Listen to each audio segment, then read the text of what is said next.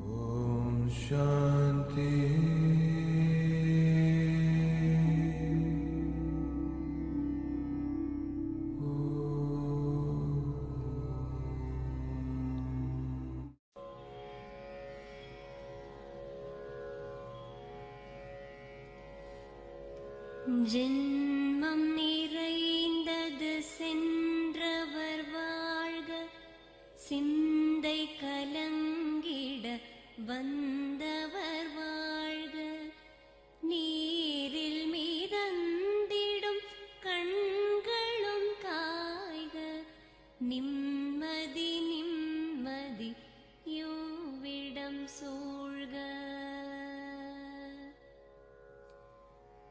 ஜனனமும் பூமியில் புதியது இல்லை, மரணத்தை போலொரு பழையதும் இல்லை. இரண்டும் இல்லாவிடில் இயற்கையும் இல்லை, இயற்கையின் ஆணைதான் ஞானத்தின் எல்லை. பாசம் உலாவிய கண்களும் எங்கே, பாய்ந்து துழா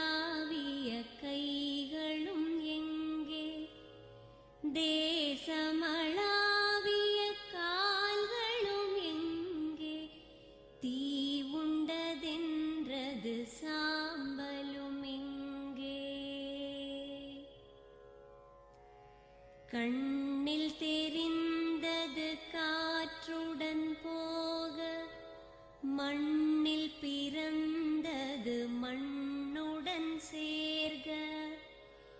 எலும்பு சதை கொண்ட உருவங்கள் போக, எச்சங்களால் அந்த இன்னுயிர் வாழ்க. பிறப்பு இல்லாமலே நாளொன்றும் இல்லை, இறப்பு இல்லாமலும் நாளொன்றும் இல்லை. நேசத்தினால் வரும் நினைவுகள் தொல்லை, மறதியை போல் ஒரு மாமருந்தில்லை. கடல் தொடும் ஆறுகள் கலங்குவதில்லை, தாரை தொடும் தாரைகள் அழுவதும் இல்லை. நதி மழை போன்றதே வீதி என்று கண்டும், மதி கொண்ட மானுடர் மயங்குவதென்ன. மரணத்தினால் சில கோபங்கள் தீரும், மரணத்தினால் சில சாபங்கள் தீரும். வேதம் சொல்லாததை மரணங்கள் கூறும், விதை ஒன்று வீண்டிடில் செடி வந்து சேரும். பூமிக்கு நாம் ஒரு யாத்திரை வந்தோம், யாத்திரை தீரும் முன் நித்திரை கொண்டோம். நித்திரை போவது நியதி என்றாலும், யாத்திரை என்பது தொடர்கதையாகும்.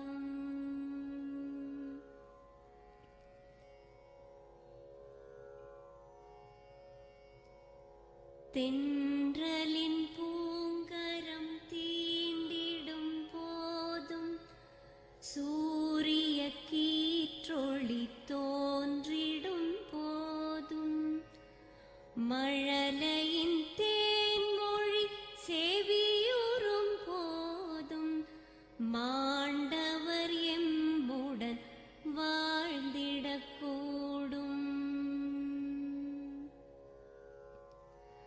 மாண்டவர் சுவாசங்கள் காற்றுடன் சேர்க, தூயவர் கண்ணொளி சூரியன் சேர்க. பூதங்கள் ஐந்திலும் பொன்னுடல் சேர்க, போனவர் புண்ணியம் எம்முடன் சேர்க.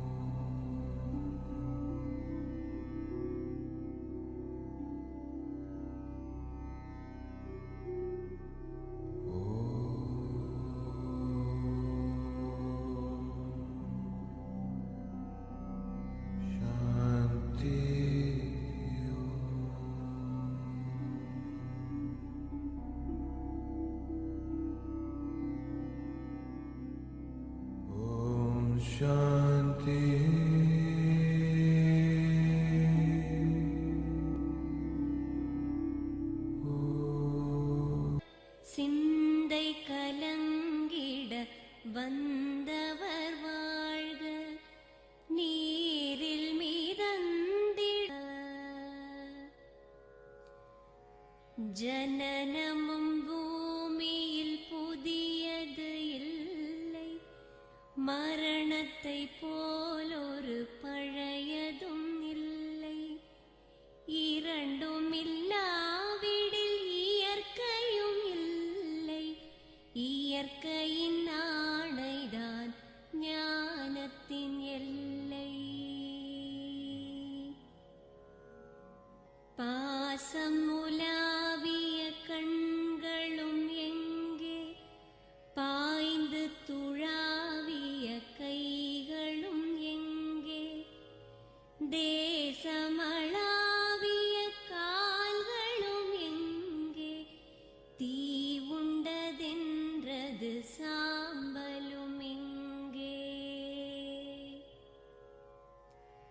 கண்ணில் தெரிந்தது காற்றுடன் போக, மண்ணில் பிறந்தது மண்ணுடன் சேர்க.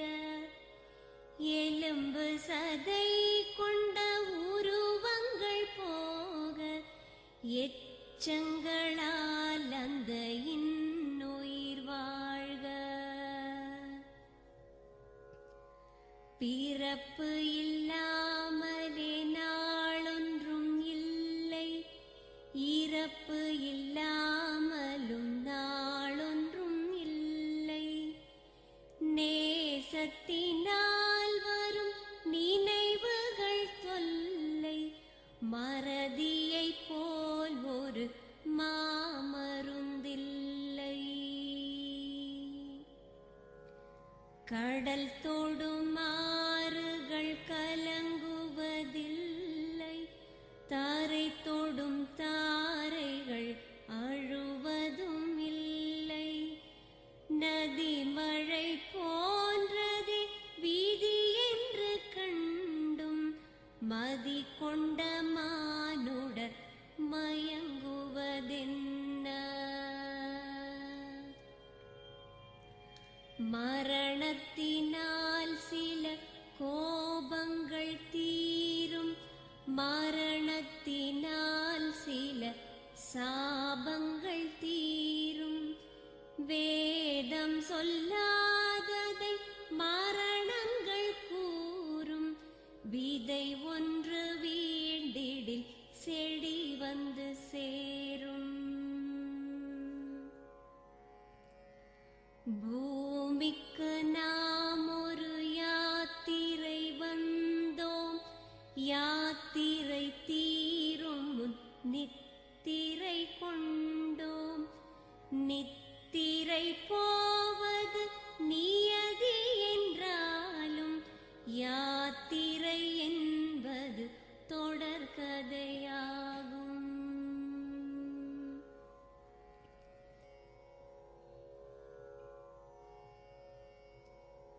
தென்றலின் பூங்கரம் தீண்டிடும் போதும், சூரிய கீற்றொளி தோன்றிடும் போதும், மழலையின் தேன்மொழி செவியுறும் போதும், மாண்டவர் எம்முடன் வாழ்ந்திடக்கூடும்.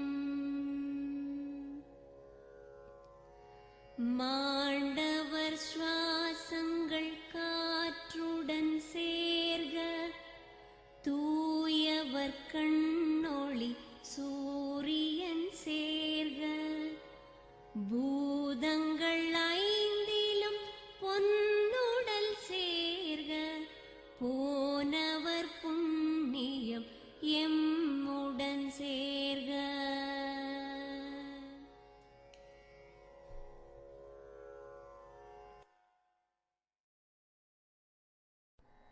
Om Namah Shivaya.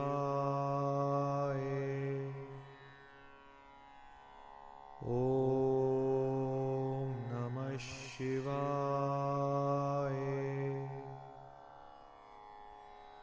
Om Namah Shivaya.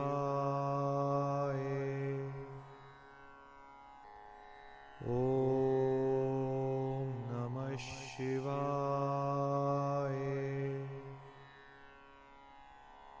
Om Namah Shivaya. Om Namah Shivaya. Om Namah Shivaya.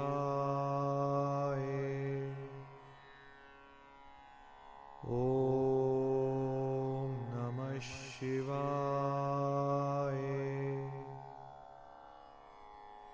Om Namah Shivaya. Om Namah Shivaya. Om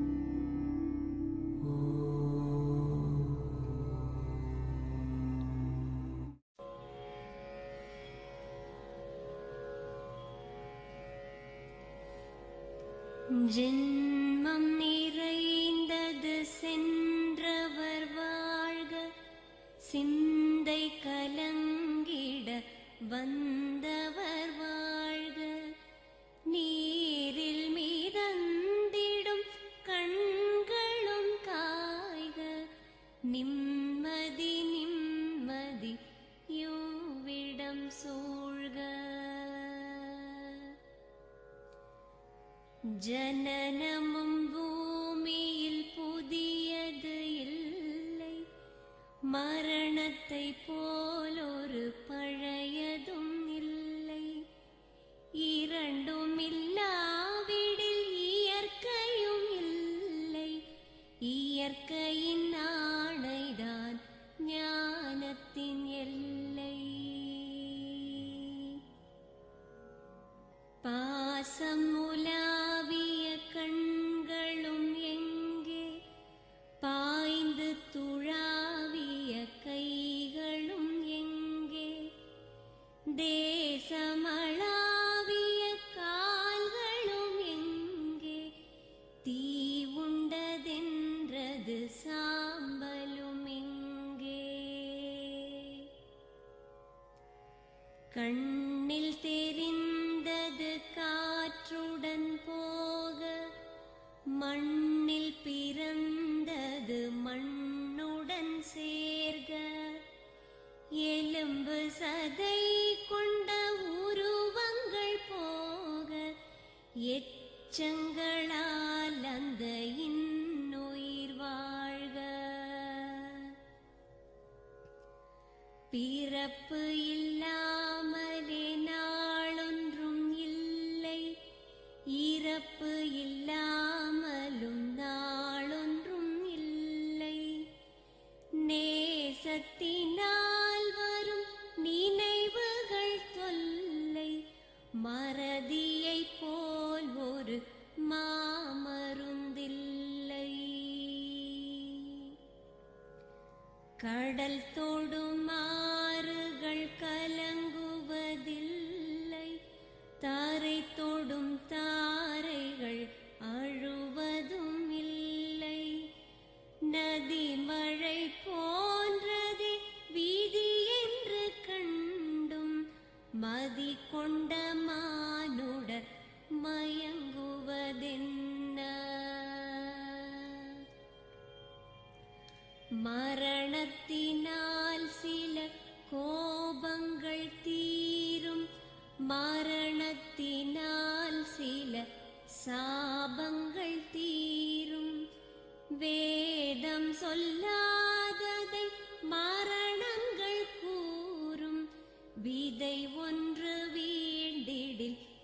தேடி வந்து சேரும்.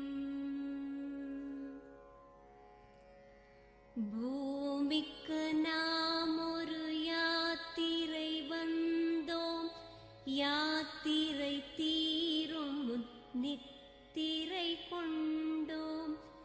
நித்திரை போவது நியதி என்றாலும் யாத்திரை என்பது தொடர்கதையாகும்.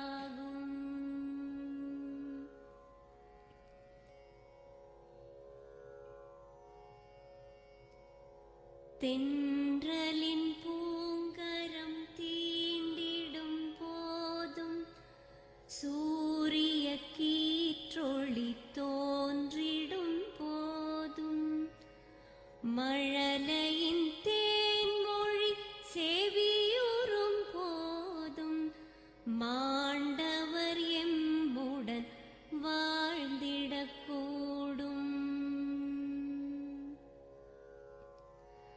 மாண்டவர் சுவாசங்கள் காற்றுடன் சேர்க, தூயவர் கண்ணொளி சூரியன் சேர்க. பூதங்கள் ஐந்திலும் பொன்னுடல் சேர்க, போனவர் புண்ணியம் எம்முடன் சேர்க.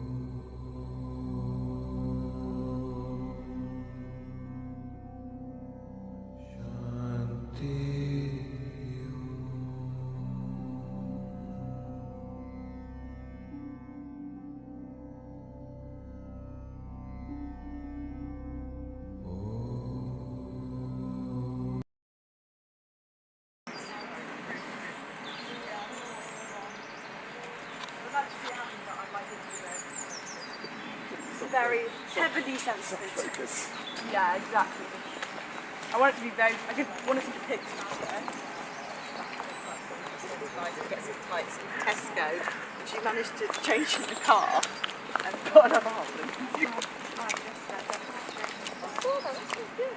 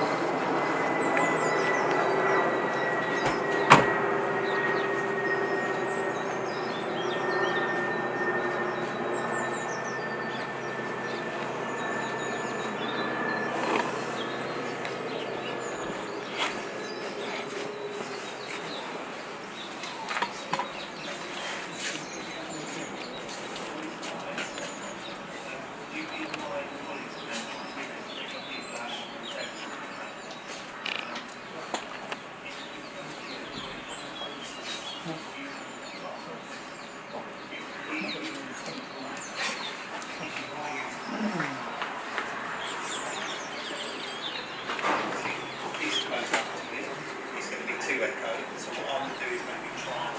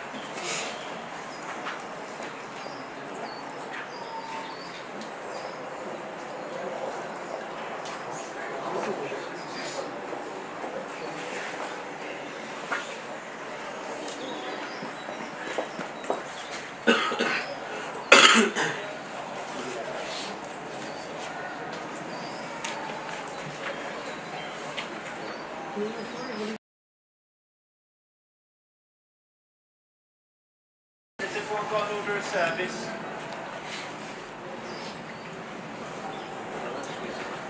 Ladies and gentlemen, I am going to have to try and clear this the best I can. What I'm going to kindly ask is if you're standing in this section here,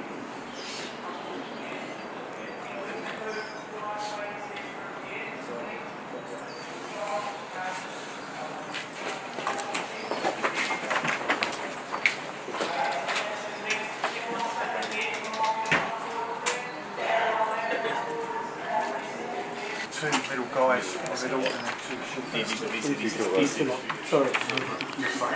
That's the way. And then over Oh, here from that. oh, okay. Right, so pick your shoulder. So actually look at the coffee.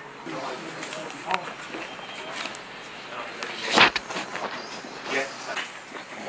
Okay, gentlemen.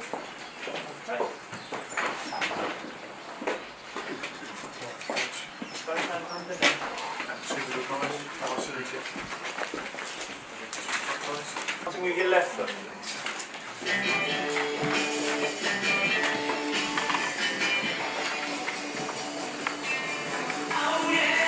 Ladies and gentlemen, if you're able to, please will you stand?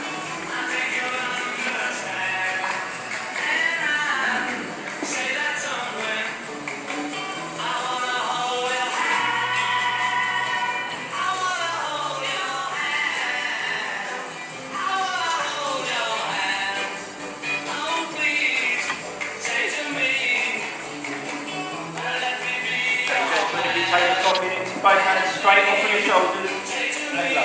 Thank you. And just take a step to one side.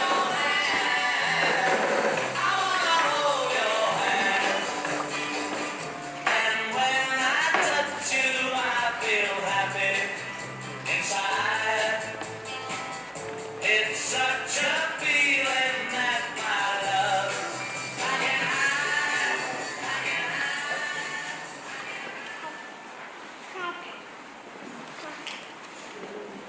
I'm sure you all know that Dad loved music, and that track by the Beatles was one that we listened to a lot when we were growing up. I loved it. Anyway, please have a seat, everyone, who can. Thank you all for being here with us today, for travelling from far and wide, and joining us remotely from the four corners of the earth. We've been so overwhelmed at the support and kindness and copious amounts of delicious food that have been extended to us by all of you this week. I'm sure you'll agree that Dad was never one for the limelight. Much preferred being behind the scenes, cracking jokes in the wings, but this is definitely a party I'm sure he would have wanted to be at, with all of his most beloved friends and family, here together in celebration of life. Today, he is very much centre stage. This week, I've loved hearing stories of Dad from the times before our relationship began. So we thought you might like to hear that this is your life summary of my dad, to help you fill in the gaps in your picture of him. Dad was born in the beautiful seaside paradise of Karainagar in Sri Lanka's northern province on the 30th of September 1945, his own father's birthday. This place is as close to heaven on earth as you'll find, quiet and unspoilt. Beautiful white sandy beaches and glimmering turquoise seas. Warm, friendly people who look out for each other. No better place to grow up. He was the second child of Arunasalam Thampiah, a successful pawnbroker and a pillar of his local community, and his wife Sivagnanam, a loving mother to their 5 children who kept a warm and welcoming home. As a young boy, he attended his local school, Ilahadi School. On trips to Sri Lanka as children, we visited this school where generations of our family were taught. And I can imagine Dad, as a bright-eyed boy, walking there barefoot with his elder brother Maheswary and his sister Panumathy, eager to learn and absorb everything that was on offer. Dad's younger brothers Siva and Apu told me last week of a funny story involving a planned inoculation by the school nurse. Apparently, Dad was so petrified at the idea of having an injection that he managed to evade it by somehow manifesting a temperature whilst waiting in the nurse's queue and being sent home, where he proceeded to recover almost instantaneously and eat all of the food which Upper had prepared for the family's dinner. It doesn't correlate with how he chose to earn a living ultimately, but perhaps that's where Dad's interest in medicine was first pricked, or not on that occasion. After his lower school certificate from the age of about 9, Dad studied at Jaffna College, a school which was so dear to his heart, where he spent many happy days, made some lifelong friends, and met some future colleagues, many of whom we're so grateful to have here with us today. Here the village boy clearly grew his wings and developed his aspirations. Our Uncle Vicky, who is in Canada, told me last week that Dad's temperament and character as a teenager very much matched those of the man that many of us knew.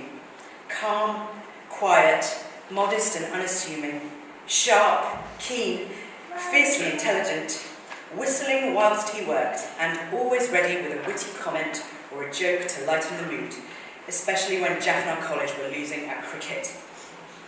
By the time he chose his subjects for his high school certificate, or HSC, his desire to be a doctor was firm and clear, inspired largely by his cousin, Dr. Samandan, who was a renowned surgeon and physician, and he admired him greatly. His subject choices were crucial not only for his future, but for ours. His phenomenal memory and ability to explain things patiently and with clarity without making you feel utterly inadequate are definitely the reasons I managed to secure my A-level grades. The difference, though, between Dad and I is that I've forgotten absolutely everything that I studied at school, but he never did. Every fact and insight was always precious and treasured to him. Having passed his HSC, he successfully secured a place to read medicine at the prestigious University of Peradeniya. Set in 700 lush tropical hectares in Sri Lanka's central province, this stunning campus provides the perfect environment to learn. Away from the noise and distraction of the city, with so much natural beauty all around. Beauty comes in many forms though, for as well as the flora and fauna and spectacular colonial architecture, it was here at Peradeniya that Dad first noticed a rather formidable beauty across the dissection table, in the form of one Nimaleswari Vamadevan, our mum.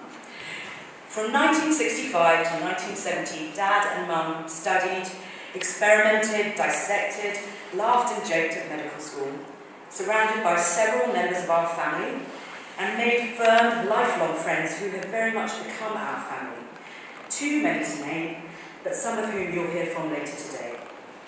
There are wonderful black and white photos from socials and expeditions during this happy time, Dad with beer or even cigarette in hand, Mum looking effortlessly beautiful, everyone always smiling and laughing.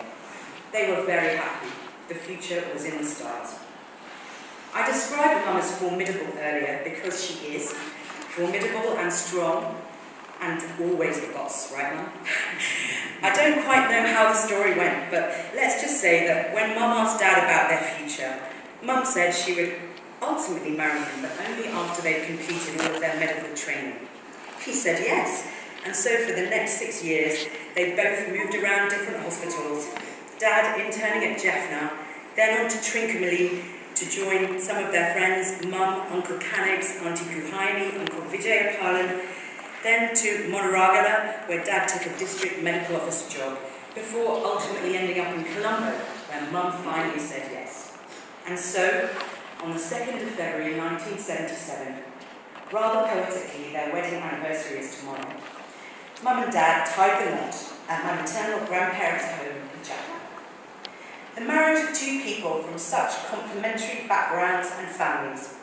Dad's family, quiet, warm and understated. Mum's family, big, colourful and vibrant.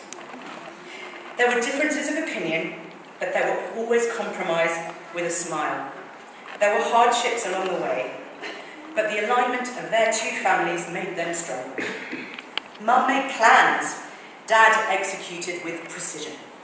Mum thought big and infused us to aim high. Dad calmly nurtured and supported us to get there with our feet firmly on the ground. I was born less than a year after they got married in January 1978 in Colombo with a little bit of help from Surrogate Mummy whilst they were living in Longden Terrace. They had both applied for jobs in the NHS, and so in October of that year, Dad came over to England alone to start his first job and prepare the way for Mum and I, who followed a few months later. My best buddy Vytheki was born in October 1979, and then Padman, our happy accident, completed the clan in June 1983. We had such happy childhoods in Birmingham, living with Amama, minutes away from Pethamar, Pethapa, and Nainamaka. In Birmingham, our family came of age. Dad and Mum worked hard and put down roots, eventually settling into our beautiful family home in Fitzroy Avenue. Dad spent some years working as a surgeon at the ENT hospital in central Birmingham, before ultimately becoming a GP, training with our beloved Uncle Lawrence, before becoming a partner at the Long Lane Medical Centre in Halesowen, where he worked for over 30 years, together with Ian Morrison and Keith Chan. Keith and his son Royce run the practice still, and we're so grateful to have them here with us today. Dad absolutely loved his work and was fiercely committed to his patients, often going above and beyond to ensure that they were safe and well cared for. And the amazing tributes we've had from so many of them bear this out.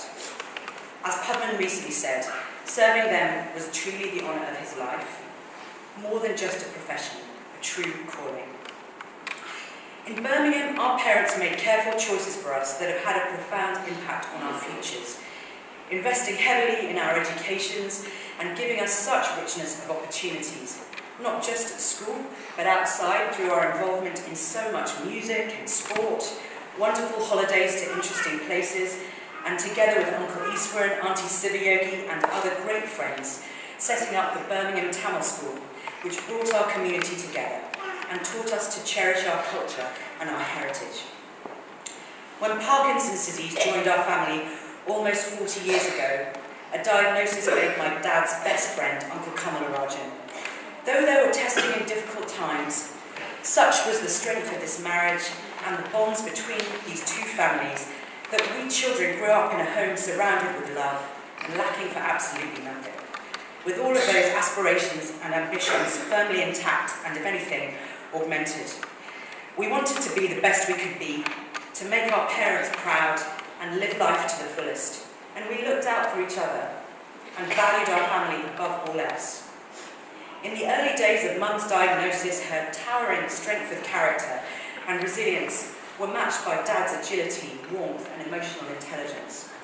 They were always much stronger together, and they drew strength from the support of so many of you who rallied around us. I remember many wonderful parties at our home. Mum and Dad would spend days planning menus, shopping for ingredients and cooking tens of different dishes and desserts from some exotic cuisine.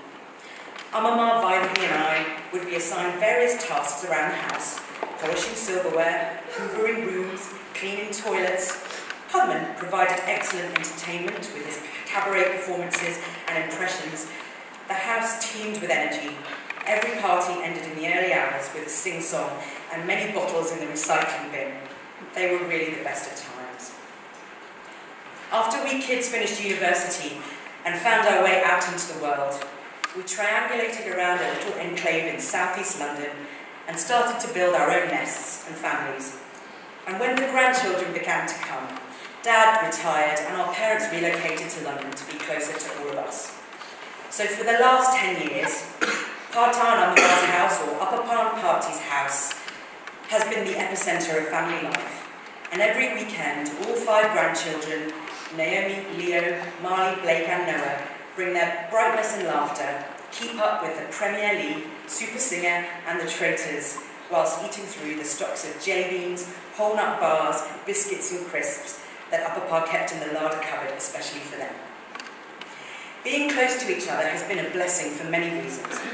Our children all have their own unique and special relationships with Dad and Mum, and as time has marched on and our parents' health has become more of a priority, we have all been able to lean in and play our parts to support them. It's important that I mention both Matthew and Ruth here too. Padman and I couldn't have picked better partners who have extended the same love and warmth to our parents as they do their own, and have done so much with such grace to support them and us. As many of you will know, Dad had a quadruple bypass in 2019, just before COVID hit us, which was hard. With lockdown impacting his rehabilitation opportunities and keeping him from the people who energised and motivated him, he never really properly regained his strength or self-confidence.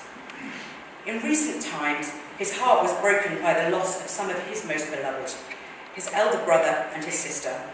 Uncle Cummerly and Uncle Lawrence all left us, and with them some part of Dad's spirit went too. Whilst we were not expecting him to join them quite yet, when the end came, in the early hours of the morning on the 21st of January, with our brother by his side, Dad's passing was peaceful and calm, much like the man himself. We can all be comforted that in the next life he will be reunited with these special people, people who enriched his time on earth in so many ways. And for all of us who remain, there are many wonderful memories of his jokes, his laughter and his smile, his whimsical whistling, his warm encouragement and words of wisdom, as well as so many beautiful qualities reflected in his grandchildren. He lives on in them and in all of us. Thank you. I'm now going to hand over to Upper Chippa, who's very kindly going to read a poem that our cousin Sambhavi, who lives in Sri Lanka, wrote for her Chippa.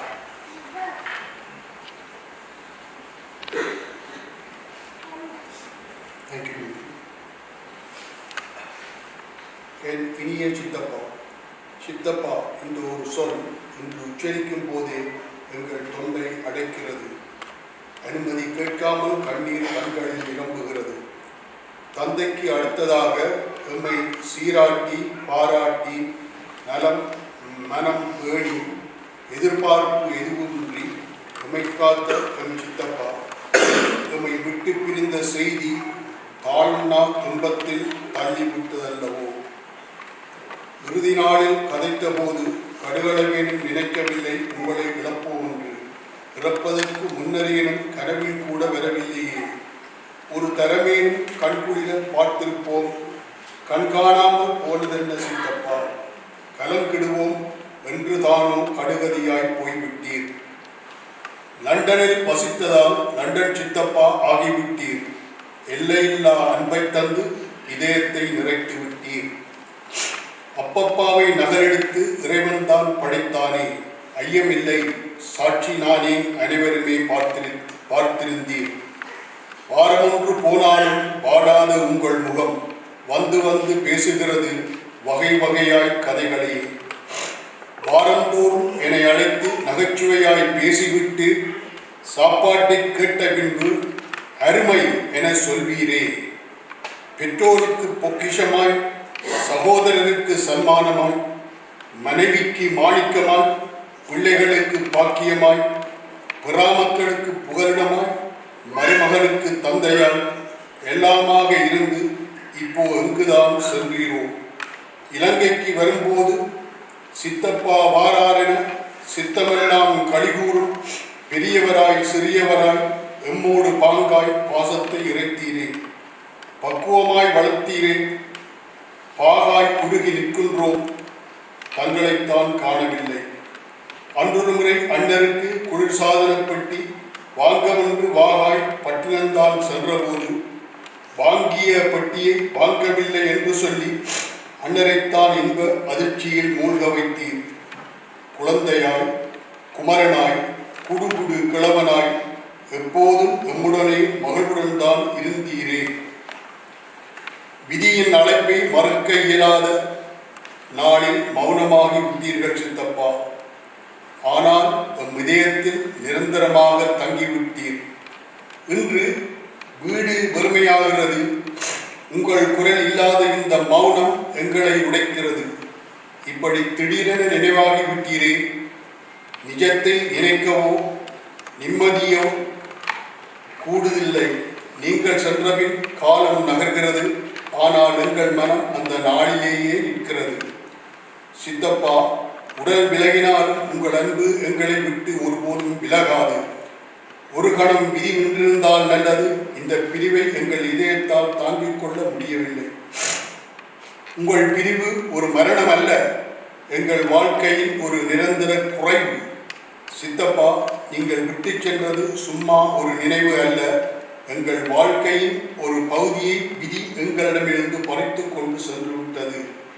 இன்று நாங்கள் அழுவது உங்கள் பிரிவுக்காக மட்டுமல்ல, உங்களுடன் இனி உருவாக முடியாத அனைத்து நாள்களுக்காகவுமே. சொர்க்கத்தில் நீர் சென்று அண்ணன் தங்கையுடன் ஐயன் திருவடியில் அக்கியமாவீர். ஐயன் இல்லை, ஆண்டிகணி ஐயன் அருள் பாலிப்பார். உங்கள் பிரிவால் துயரும் பெறாமகள் சிவசாம்பவி சுதாகர், இலங்கை. நன்றி.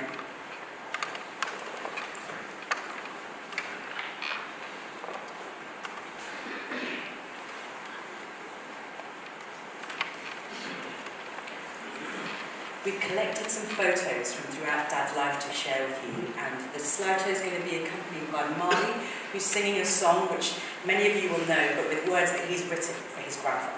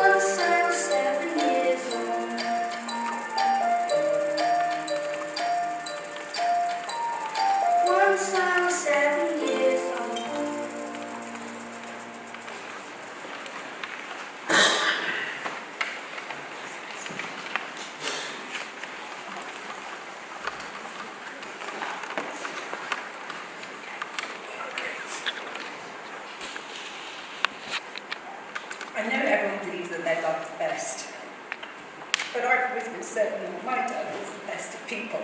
Sorry. In our house, he wasn't in charge, Mum was definitely in charge. By the time Mythili turned 10, Dad wasn't even second in command. But he played so many important roles in our family. Every day, I'd wake up to the sound of Dad going downstairs and his little knee clicking, because he went downstairs every morning and made everyone a cup of coffee while we all stayed in bed. And he would then bring it up on a tray and deliver it to all of us individually so that we could drink them and prepare ourselves for the strain of actually getting out of bed and getting ready for school. He also drove the three of us every night. It was really rare for us to take public transport because he would go out of his way to drive us.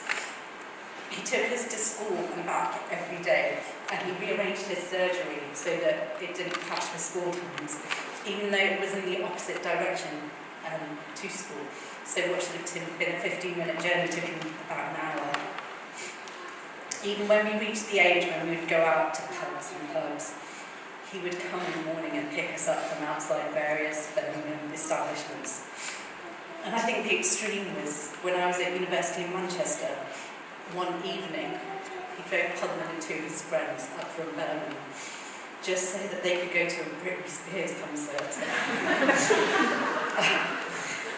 Dad loved his friends and family, and we always had people coming round to our house throughout the weeks, and especially on weekends. And we'd usually be able to cater for them because Dad had a macro card, and he would go to macro pretty much every week and stock our house like it was a corner shop. We'd have pallets of Coke, we'd have these massive boxes of crisps that you'd get from like Costco, and he also bought us all these sourly gatex. Obviously, being three cheeky kids, in between people coming around, we would make the most of it. And there was a period where I think Padman and I only drank Coke, and he would threaten to stop buying Coke, and then we drank nothing, and so he'd have to start again. And he also showcased his cooking skills on people in and around. His speciality was deviled prawns, which we'd eat with those 1970s cocktail forks, which we still got. And later on, more recently, when he was able to take control of the house and was a decision maker, he'd call us to say, on a weekend we want to make squid curry. And so we would all tip in various curries so that we could have this massive meal. But Dad was also really religious, the rest of us less so. And on Sundays, he would take himself off to temple every week. And he'd come back a couple of hours later with the most important thing, a copy of the Sunday Times. And he would also get us all sweets so that we could spend the next couple of hours dividing and rotating the Sunday Times over coffee and chocolates. He also took faith-based trips both to Sri Lanka and India. I'm really glad that when we were at school, he did make us go on one of those and went to Tirupati together. But he went on lots alone, and on one of the trips to India, he found this sculpture of the Lord Krishna, and he painstakingly brought it home on the plane and carried it on his lap. And he displayed it on our grand piano. I think if people have come to our house in Birmingham, they know that we have quite a long loud, and at the end we have this really beautiful Beck-style piano from the 1800s. And whilst neither and I used that, because we learned the piano, it also turned out that it made a really nice goal for indoor football that Padman used quite a lot with our friends, and which Mum and Dad, because they were always indulgent towards their little prince, let go, didn't have a problem with. Sadly for Lord Krishna, about a week into being in Birmingham, Padman had smashed a shot at the piano, slightly missed, and took Lord Krishna's head off on something which really devastated Dad. No punishment, and luckily one of his friends, Uncle Jaden, was around and managed to glue Krishna back together again. And he still remains with us. He was on the piano still, probably nervously watching as Padman and lots of good boys peppered shots at the piano over the years. But he successfully did make the move to London with Mum and Dad, and he's in our dining room that nobody goes and leaves everything quite safe for a long time. As you all know, our family life was reshaped when Mum was diagnosed with Parkinson's, when the three of us were still in junior school. And at the time, early onset Parkinson's was really rare. The mum was completely unknown, so it was a pretty devastating turn of events for them as young parents. Whilst mum turned out to be absolutely superhuman, and she continued to work and take her commitments really seriously for as long as possible, after a few years she was forced to give up work and driving, which left Dad to pretty much carry the financial and operational burdens for the young family on his own. He did that without complaint, fuss, or us noticing any change to our lives. We never had to sacrifice anything. Later, as Mum's Parkinson's progressed, Dad became her primary carer, and they made the decision to move to London to be nearer to us. It's largely because of him that she's been able to remain so independent and in their own home together, with the support of Mum's fantastic carers, some of whom are here today, and who also looked after Dad as well as Mum so well. I can't talk about Dad without mentioning his sense of humour. He had close relationships with many people, especially children, and all of his nieces and nephews and our family friends' kids. For some reason, children and babies gravitate towards Dad. We always joke with him that it's because he looks like a massive baby, so he thinks he's one of them. But to be fair to him, those relationships continued as those kids grew up. His sense of humour was really something that everyone wanted to live over. And whilst Dad was always making jokes, he was always on the look for the next subjects for his observational comedy, at which he excelled or not, depending on your own sense of humour. Some of you will have heard some of Dad's stories, which were often based on fairly ordinary occurrences, but which he would tell in the most dramatic way, including impressions, and always with a memorable catchphrase. And he found them so funny himself that he would continue to tell these stories over the years and for the rest of his life to everybody, and just kept adding to the repertoire as his life went on. Dad worked as a doctor. He was a GP in Birmingham for many years and was really devoted to his colleagues and patients. We were really touched by the many messages that we received from people connected with his surgery, who have told how Dad went over and above in caring for his community and the difference that he made to people's lives. We didn't really see what he did at work, but I never thought he did very much, as every ailment I've ever complained of as a child was always diagnosed as growing pains, without any medical examination, and I'm 5'4". However, every December, he'd start coming home every day with a huge bag of Christmas presents for himself, mostly ties and bottles of red wine, so clearly his patients knew him well. And when he retired, we were taken aback by the river of cards that he received. Each one had a detailed message explaining what he'd done for a particular patient and how much he was valued. I remember being really surprised, but then remembering that he would give our home number to patients who were going through difficult times so that he could call them at any time. And if he got calls in the middle of the night, he would get up and go to his patients no matter what he had going on. He was also really lucky to have worked with a group of really wonderful colleagues at the surgery who became really good friends and an extension of family to him, and he was kept in touch with since his retirement. Dad's a really soft man. As kids, we were very superficial, brought into all the TV advertising and constantly asking for the latest toys. Knowing that he wasn't in charge in our house, he would always say, "Ask your mother," which never worked out well because Mum always said no, because she could. So we'd always be disappointed and think that was that. Except a few days later, he'd come home and he'd pretend that he needed something unloaded from the boot, so we'd kind of trot out, and inevitably we'd find the toys that we'd been asking for the other day, which he bought despite knowing that he would get told off by Mum for undermining her authority. After I left university, I actually moved back and lived with Dad, Mum and my grandma for a couple of years. I left without applying for any jobs because I hadn't enjoyed my degree and was a bit directionless at the time. So you'd have thought that it would be quite a difficult period in my life. However, when I look back, I remember it as some of the best times. I really enjoyed being treated as an only child for a while. And we had so much fun going out to the latest restaurants in Birmingham. We hung out with Mum's friends, went to shows together, and we made lots of memories. Like when I was a kid, we had a special morning routine, which did still include Dad making me and Mum coffee in the morning. but we did come down and have breakfast together. And we especially used to do lots of cooking together. We had an obsession with chocolate-covered flapjacks that Anna really liked, and then chili paneer, which we'd had in some restaurant in Birmingham, and then made at least once a week, until the point that Dad said he couldn't eat paneer ever again, and he had refused to eat paneer for the rest of his life. Whilst I was in Birmingham, I did eventually get a job in an office that Dad dropped me to each morning, even though it was in the centre of town, so 20-minute drive into town, and then he had to go back past home 20 minutes in the other direction. I never asked him to do this. I managed to get myself home every day, but he insisted on taking me in the morning. One thing that happened when I was working there was I have a thing about switching off electric appliances and then replaying that in my head. I need to know that I switched it off, otherwise I feel like something bad will happen. And in the office, the heating wasn't great, so in winter we had this electric heater, and I used it during the day, came home and couldn't remember whether I had switched it off or not. And I was really panicking that this heater would catch fire, set the office on fire. It was all paper-based stuff and it would burn down and I'd go to prison and also get sacked.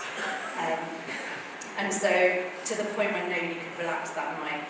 So around midnight, nobody having got any sleep, Dad just said he'd drive me to the office to go and check whether it was still there. And he wasn't angry or annoyed about this, we just went. And it was locked up, so we couldn't even go inside. So we just sat outside for about half an hour, and we were just looking to see whether there was a fire or any evidence that a fire might be breaking out. And then Dad did what he probably could have done at home, which was explain to me that the sort of electrical appliances had fail-safes for this, because often we would leave them for too long, and that probably, if I hadn't have turned the heater off, it would have had a safety mechanism that would have auto-shut it off. Because obviously everything was fine about 7 hours later. As much as he did spoil us, we were also very skilled at pushing his buttons from time to time, which was always quite comical because Dad couldn't really handle being angry very well because it wasn't really his nature. One time, Padman did something that made him so angry that he was completely lost for words. And instead of shouting, we watched as Dad took Padman's most prized possession, which was a VHS video of the Italia 90 Football World Cup, out of the cupboard, and stamped on it until it shattered to Padman's utter devastation. I think Dad probably really regretted that action as much as Puddy did, because we watched that video all the time, and Dad was also a huge football fan. As a family, we're mostly Manchester United supporters, and Dad is a huge and keen one, although he does always retain a soft spot for Birmingham City. Weekends, if you go to Mum and Dad's, it involves watching a continual series of football-related programmes and televised matches. Although I have to say, watching Manchester United with Dad is an absolute nightmare. If we're winning, it's all right, but as soon as the opposition get the ball, it starts in this stream of negative consciousness, always focused on how we're about to lose, how they're about to score, and how stupid our players were, which has made the last 10 years, at least, of watching Manchester United quite agonising. Dad really loved to travel. When we were younger, our trips mostly focused on visiting family and friends. But when he retired, he and Mum were lucky to go on a number of exotic trips with their batchmates. And I know that he really loved those and always talked about where he was going to go next. Sadly, as their health deteriorated, they were unable to continue to explore the world. So I think instead, in the last few years, his grandchildren have been the source of the most happiness for him. As a family, we always gather at their house every Sunday for dinner. I always get there first, and Dad, who obviously likes routines, will ask me every day if each one of them is coming by name, even though he knows we're all coming. He's always very impatient if they're running late. He's clock watching until they get there. And he always wants to know all of their news, from their football and rugby results to their musical and academic achievements. They have their own set of in-jokes, and despite his declining health, the kids have really adapted to keeping close to him and hanging out with him in his special chair. I think we all feel really lucky to have been able to spend the last few years seeing Dad so regularly. It has been difficult to see him starting to struggle with his mobility and losing some of his fur for life. But despite that, he's always offered us a bit of sparkle every time we see him. And given the last month of his life was particularly difficult, I'm glad that he's at peace now, having lived such a full life.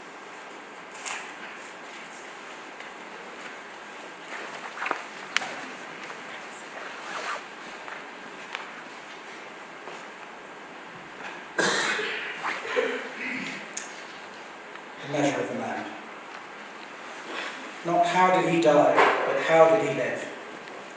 Not what did he gain, but what did he give? These are the units to measure the worth of a man as a man, regardless of birth. Not what was his station, but had he a heart? And how did he play his God-given part? Was he ever ready, with word of good cheer, to bring back a smile, or to banish a tear? Not what was his church, nor what was his creed, but had he befriended those really in need? Not what did the sketch in the newspaper say, but how many were sorry when he passed away. These are the things that measure the worth of a man as a man, regardless of birth.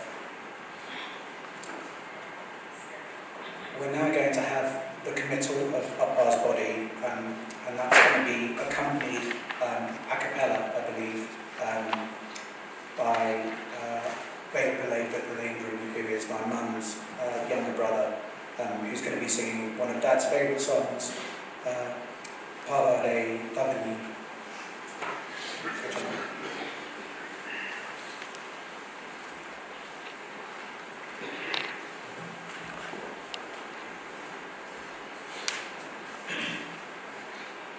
பாவாடை தாவணியில் பார்த்த உருவமாயிது, பூவாடை வீசி வர பூத்த பருவமா.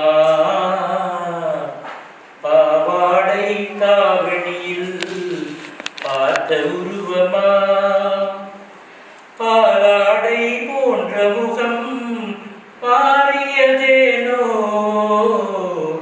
பனி போல நாணமதை மூடியதேனோ. பாவாடை தாவணியில் பார்த்த உருவமா, வாவென்று கூறாமல் வருவதில்லையா காதல், தாவென்று கேளாமல் தருவதில்லையா. வாவென்று கூறாமல் வருவதில்லையா காதல், தாவென்று கேளாமல் தருவதில்லையா. சொல்லென்று சொல்லாமல் சொல்வதில்லையா, இன்பம் சுவையாக சுவையாக வளர்வதில்லையா. பாவாடை தாவணியில் பார்த்த உருவமாயிது, பூவாடை வீசி வர பூத்த பருவமா. தத்தி தத்தி நடப்பதற்கே சொல்ல வேண்டுமா நீ, முத்து முத்தாய் சிரிப்பதற்கே பாடம் வேண்டுமா. தத்தி தத்தி நடப்பதற்கே சொல்ல வேண்டுமா நீ, முத்து முத்தாய் சிரிப்பதற்கே பாடம் வேண்டுமா. முத்தமிழே முக்கனியே மோக வண்ணமே, முப்பொழுதும் ஒப்பொழுதும் நமது சொந்தமே. பாவாடை தாவணியில் பார்த்த உருவமாயிது, பூவாடை வீசி வர பூத்த பருவமா.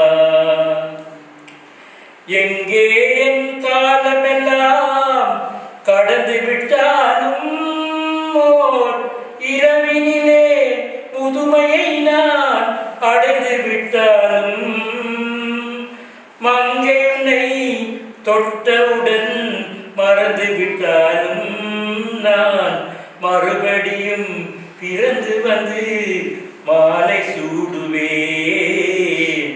பாவாடை தாவணியில் பார்த்த உருவமாயிது, பூவாடை வீசி வர பூத்த பருவமா.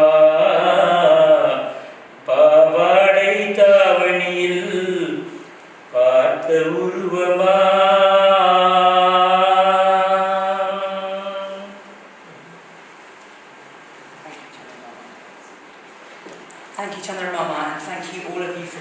nice. We hope you can stay with us and come and have some lunch and share some stories of Dad at Farley Golf Course straight after this event.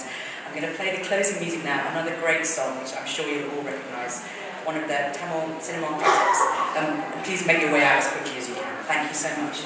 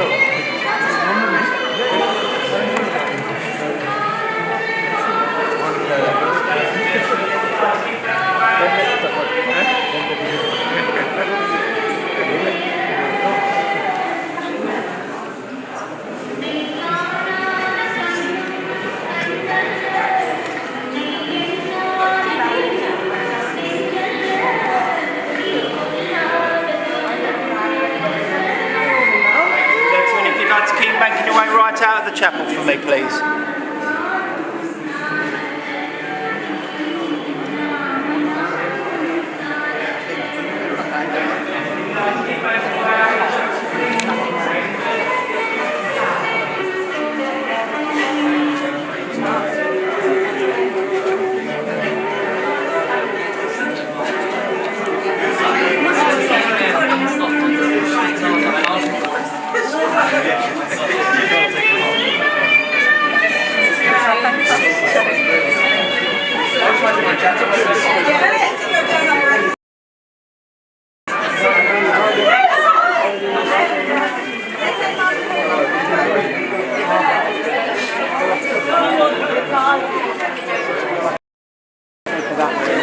See everyone.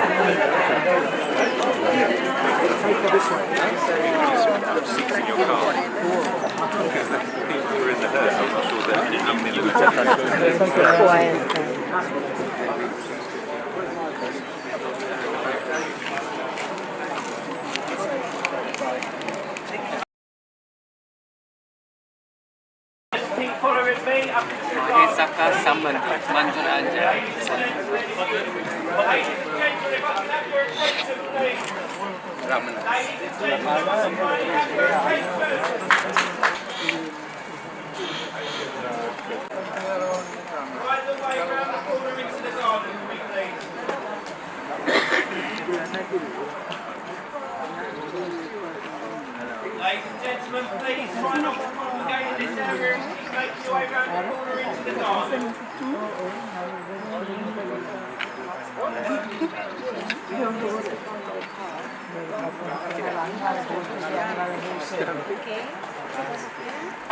Yeah, I'm going to take them to that. That is a lovely room. Ladies and gentlemen, please keep making your way right the way round the corner into the garden. Hey, Mommy.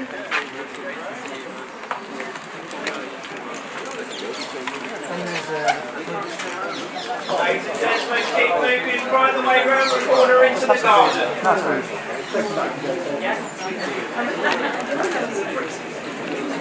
Ladies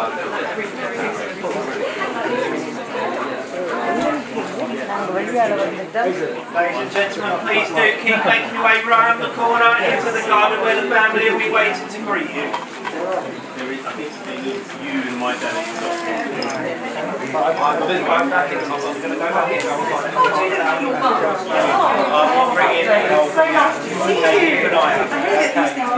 Ladies and gentlemen, do please keep making your way out to the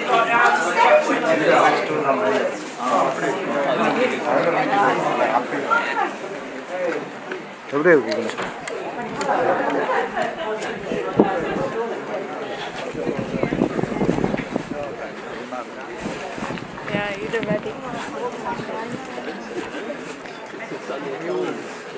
How about you?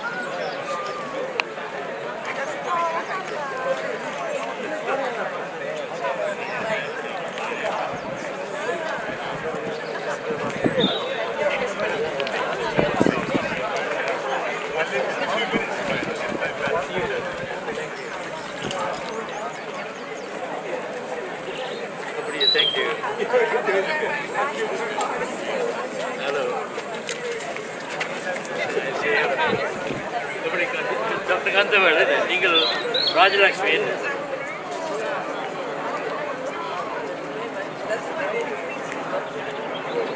drink comment என்ன? Yes.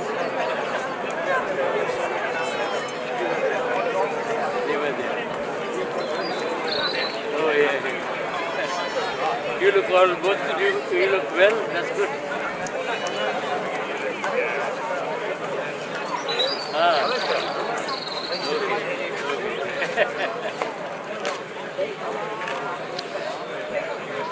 உங்களுக்கு சரியான shopping.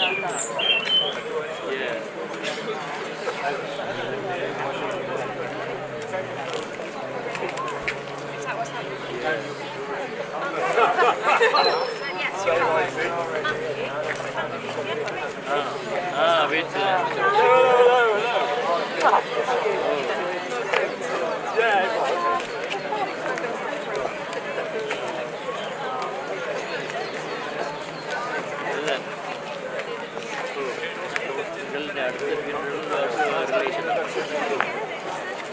He's 67 something. We had a celebrity marriage.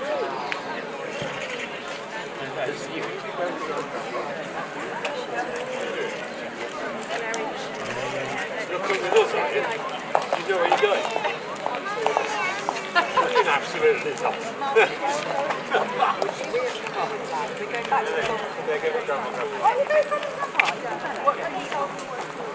I know what it's called.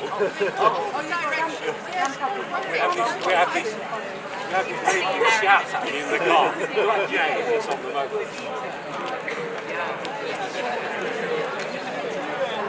Yeah, I think so. Yeah, we're already in that direction. Goes down. No, the thing is, if those two got oh, I see, yeah. I would never call it. I would never call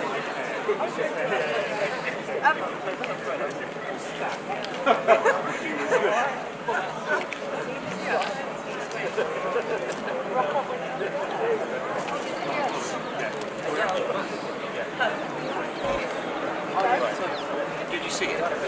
Yeah, because I obeyed instructions.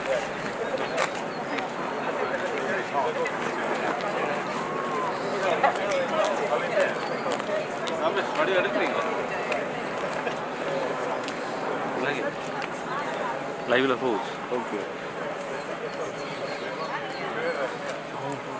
Pretty so many people. Yes. So many people.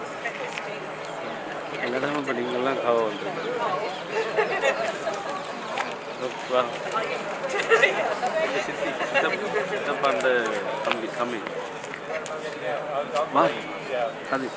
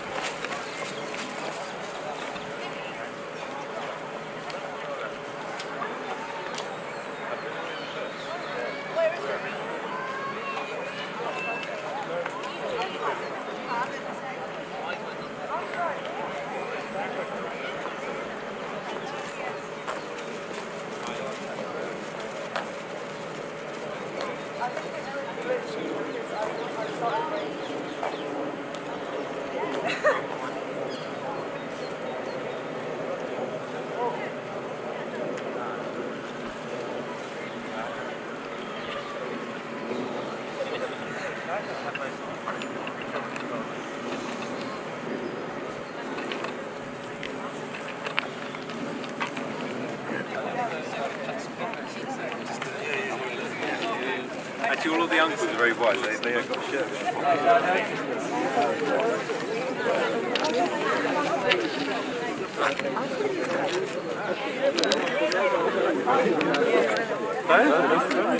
That's what I want.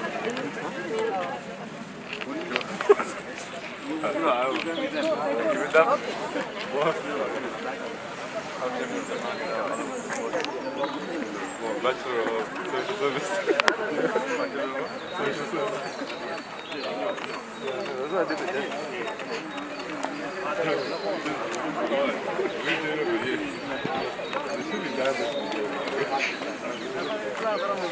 Oh yeah, I think we should get off of that. I think we should yes, let's go in there and see what we can find. Oh, right.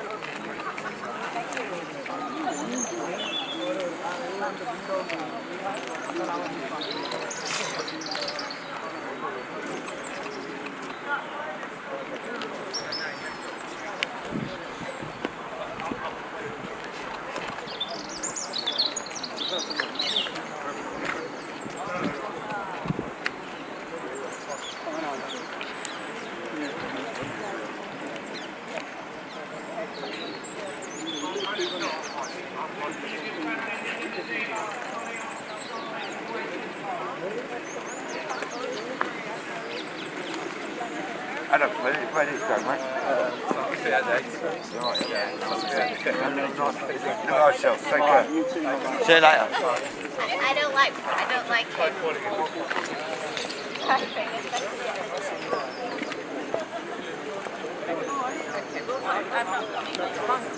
Okay, thank you.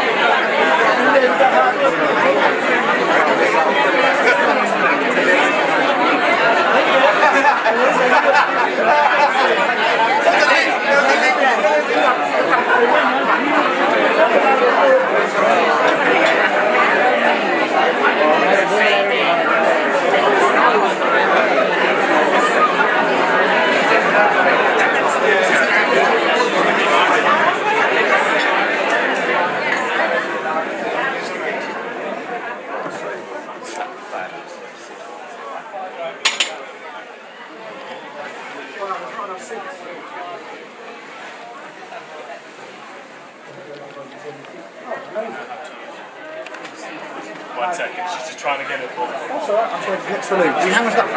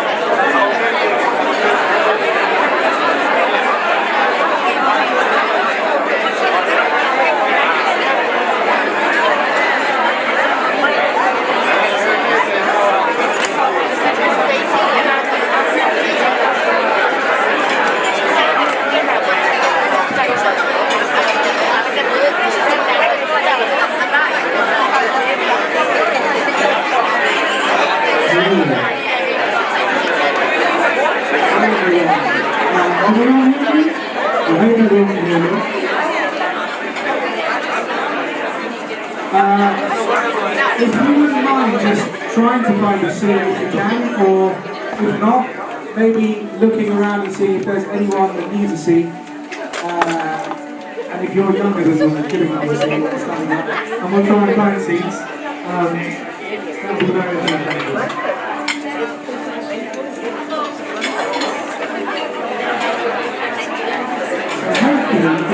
There's some music there.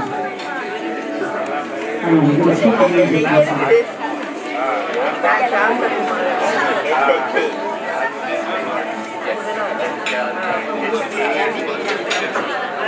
Perfect. Okay, so it's lovely to see so many amazing faces here. Thank you so much to all of you for coming. Can everyone hear me firstly? Yeah, in the corner? Can you hear me? Yeah, perfect. Okay. So some of you have travelled an extraordinary distance to be here. We've had friends and family who come all the way from Canada with various emotions. That in itself, I think, says more about my father than I ever could. It's a real testament to the friendships that he built and the impact he had on people's lives, often very quietly. So while this is happening, just please do continue. This is intended to be a celebration of life, not a test of endurance. We have quite a few people that wanted to speak to me.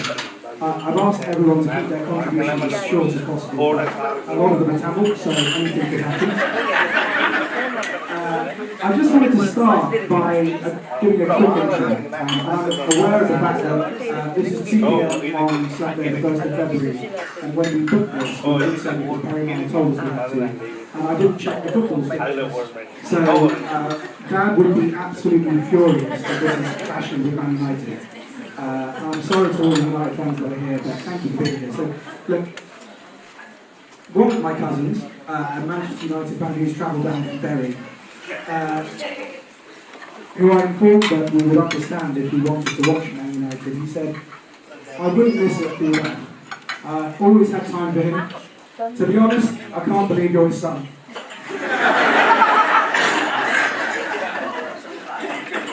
He's absolutely right. My dad and I were in no way alike. He was kind, gentle, compassionate, hard-working, incredibly generous, and never sought to be the centre of attention. He would never be standing up here like I am now. I, on the other hand, have very strong Vellupillai genes. Let's just leave it at that. I did try over the years to be less like me and more like him, but inevitably completely failed. And I actually remember telling him this once when we were travelling together in Sri Lanka whilst I was at university. I was talking about how some of my batchmates had seemed able to reinvent themselves completely, but I found it impossible. He just laughed at me and said, I married your Amma for a reason. That was enough. And I now realise, actually only in the last week or two since our past, that I married Ruth for exactly the same reason. She embodies the same spirit and the same quiet strength that my dad lived every day. And I suppose in the end, you try to marry the person that you want your children to turn out like. Over the last few months, I've had some interesting conversations about how people's behaviour can often be explained as a means to an end. That we do things in pursuit of some bigger goal. But with my dad, that kind of explanation just isn't required. Everything he did was quietly beautiful. He didn't seek recognition or praise. He didn't do things for status or reward. He simply did what was right, because it was right. And I think that's probably why so many of you are here today. Not to remember what he achieved, but to remember how he lived. So with that, I would like to invite our first speaker. This is my father's nephew, Nimaleswari Vamadevan, who is also the son of my mother's younger sister, who's standing over there. Roman.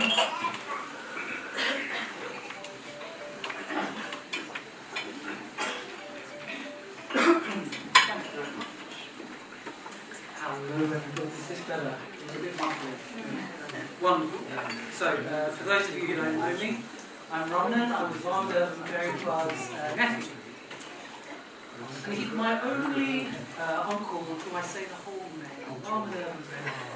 It's almost like a song that people probably whistle through his teeth whenever I hear it. it still puts me at ease, gives me peace. Putting at ease was perhaps the way the name went, but more likely the nature of the man. I was a quiet child, a little anxious, but on our trips up to Fitzroy Avenue, I would get to experience one of the few people who could almost instantly make me feel at ease. He had a warmth and undeniably kind way about him. As soon as I'd walk into the room, he'd greet us, me and my sister, with a Ramanish dat and a Sivahami Sundari. Always brought us joy, almost instantly. I never understood the nickname, but as he was the man who guided my parents to give me my name, he can call me whatever the hell he wants. So, side note, as warm as he was, the way that he told off those unruly kids of his, I knew he was a man to be respected. He had the ability to give a telling off, and he just created, and made sure that they were kept in line as best they could. But even with all of that, created a feeling of safety and calm and joy for all of those around him. One of his best skills that has been mentioned countless times was his humour. Yes, he would repeat joke after joke, and some of you may not have enjoyed it, but I loved it, and I may have been a culprit for encouraging it on and on.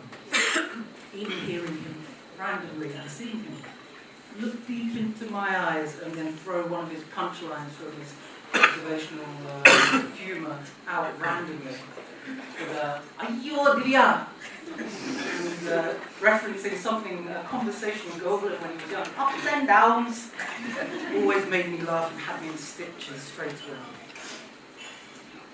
But as soon as he was done with that, he would leave us in Fitzroy in front of the TV, playing Mega Drive or watching some TV, and only coming back to put his 2 pence in for one of the debates that had unfolded before us all. He was so dedicated to his family, and one of those clear tasks that he always did, and clearly put all of his love into, was his cooking. He was one of my only uncles throughout the world where I would look forward to eating one of his meals. It was astounding, and if ever anyone tasted it, you know that's what love tastes like. He was so driven by love, but one of the most profound ways that he showed that was through his love of his wife.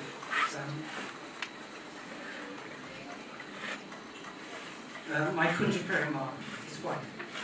His love was unflinching and is eternal.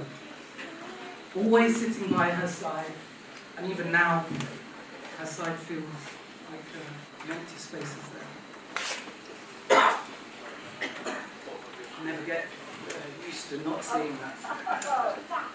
And even a few years back, maybe before COVID, I could still see him guiding Karainagar up the stairs of Bushy Road, and that would always be such a beautiful sight, even though he was slowly getting more frail. And it was such a wonderful thing to me. But now his physical self is gone, and has left us how he lived. Caringly, peacefully, and with great dignity. But also with endless memories for all of us who gave so much for. We'll miss you, Balendran. I'm going to finish with a little quote that maybe only 1% will understand. And I can't complete because it's inappropriate, but it's one that always makes me laugh so much. It's one of his punchlines, and it was, "Bless my soul up a telegraph pole, I've never seen her." And I'll stop there.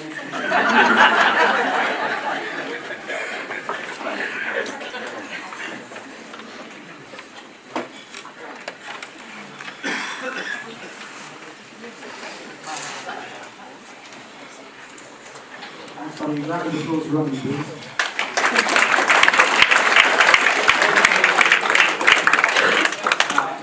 I'll try and speak further away so it's not muffled. Is that better? Okay.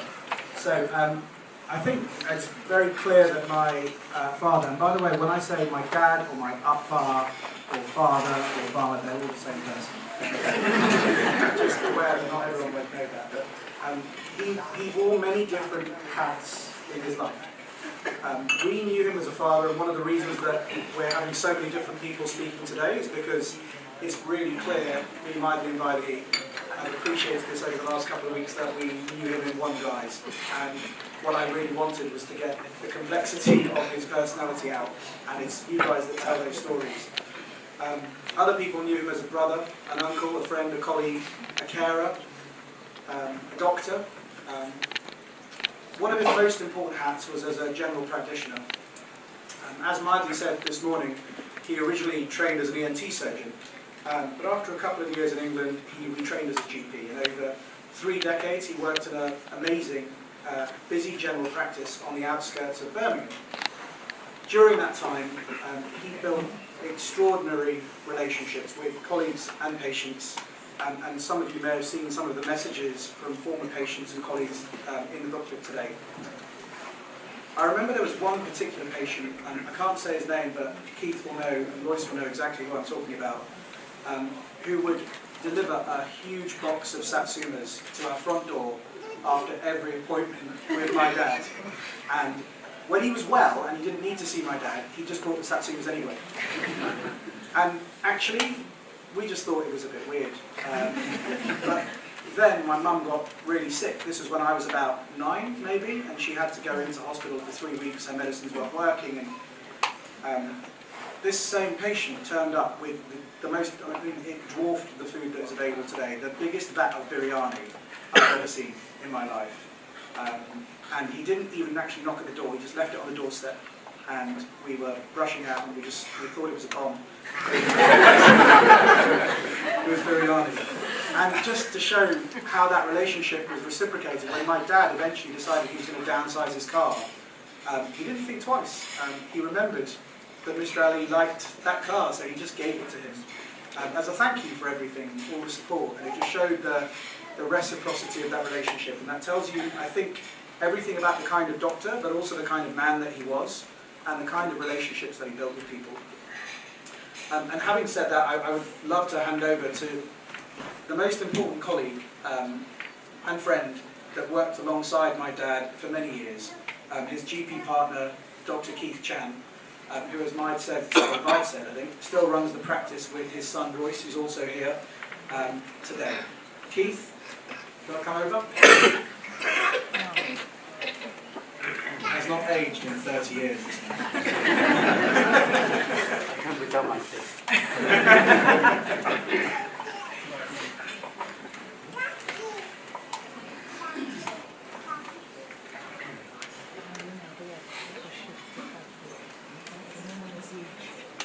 Thank you for letting me say a few words tonight. For those who don't know me, my name is Keith Chan. I have known Emma for 35 years. Before he retired, I had the honor and privilege of being his partner, GP partner. People talk about how nice he is. I got fed up, you guys. Because in the surgery, he's always a good guy. I'm the bad guy. So I don't need to mention how nice he is. He always occupied room number 1 at the surgery. I got pushed out room number 2. I have no hard feeling, but in my heart, he's my number 1. As a partner, we share dreams. He's a quiet person, but I tell you the other side of him.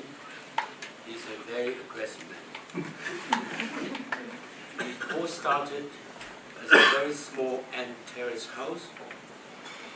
When we are busy, the patients sit on the stairs, and we extended surgery twice until the local relaxed. So our appetite not ended yet. We take over another small surgery nearby. But 2 people running between 2 sites is exhausting. even so, passion kept us on. We're doing something else. If another idea, I can tell you it's Wema idea, and my wife. I think they get along with each other very well. So to build a new surgery is no joke. You have to look for a site, planning permission, whatever, construction, finance. But luckily, members got a member of the family for the expertise. I think he's hiding among the crowd. Give us a lot of help. We're lucky and make things a lot easier. But even so, it's a big challenge. We never ever argue, but found ourselves arguing all the time because of the pressure. So it reached a point that the tension built up. I really fear this partnership will not survive. So we calm down and take another look. Shall we carry on? But luckily, we both sit down and take the priorities right, and we both realize our friendship and partnership is much more important than a fancy building. So we compromise, we focus, and get together and carry on the project. The result is we got a purpose-built medical center, 5 consulting rooms, a beautiful staircase, patient walk on it. So it's a testament of not just how endurant we are, but for our bond. I would say, Vema, thank you. He's my friend, colleague, and most of all, a brother. Thank you in my mind. God bless you, Vema. And on behalf of my team, this surgery, this patient, and all the people who ever work with him, thank you very much for his kindness and excellent patient's care and a great leadership. He's a quiet man. When actually he make voice his opinion, I would just like a little boy listen to him. God bless you.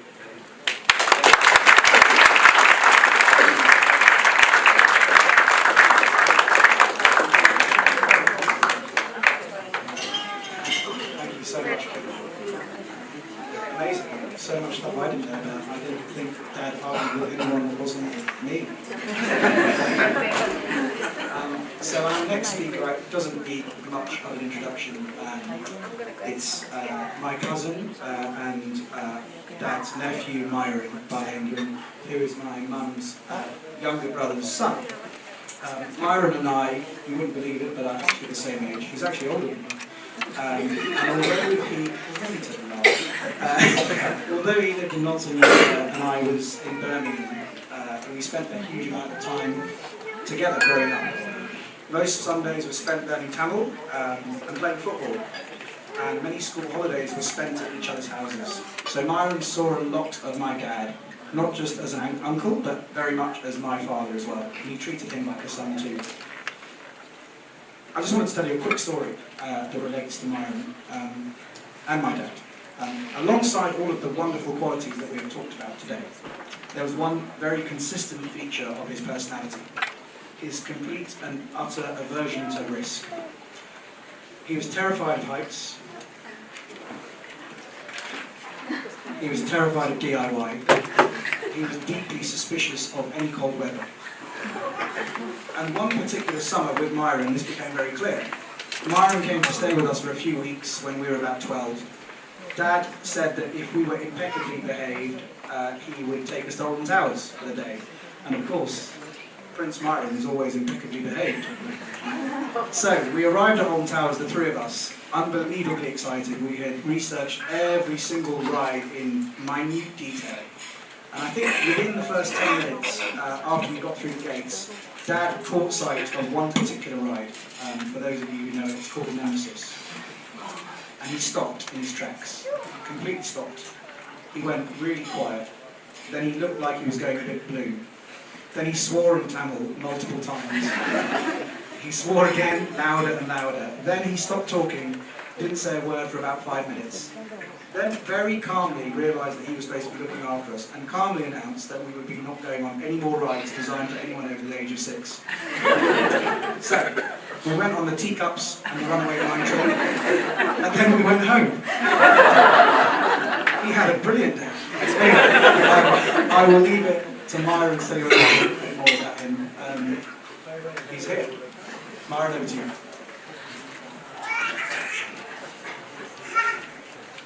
Hello. I'm just going to share a few happy words about our dearest Mama. There seem to be a few common themes emerging, so please bear with me. As one would say, my name is Myron. I'm one of his nephews, although that was never the name by which he addressed me. He had a collection of nicknames for me. Myron, Mythili, or his personal favourite, Vipulendran Maru. I couldn't tell you where these nicknames came from, especially as I have zero affiliation with that village.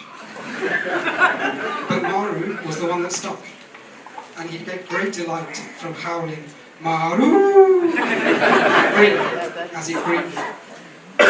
That was his spirit. He loved to laugh, to joke, and to do impressions, and he loved to make us smile.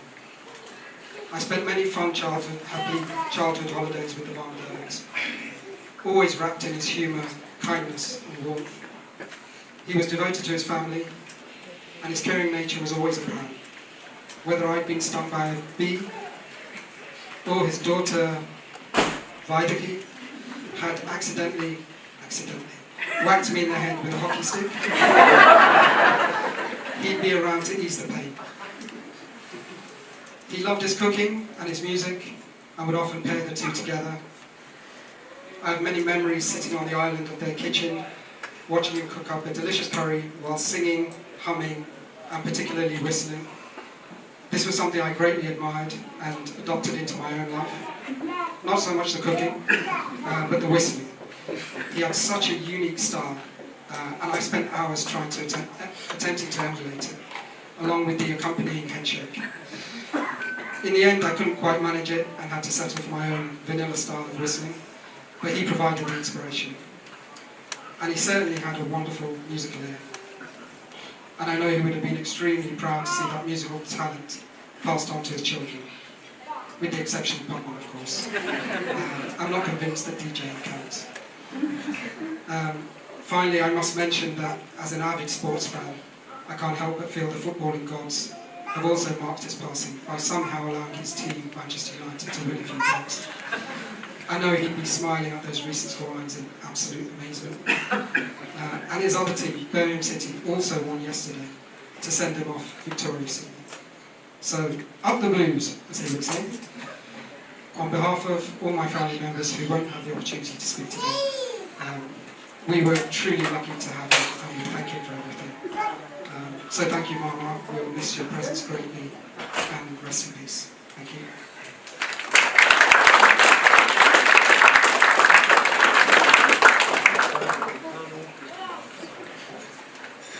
Sorry, we're just trying to play with the levels because apparently the online viewers, there's apparently an issue they can't hear us, so bear with me if there's any distortion. No?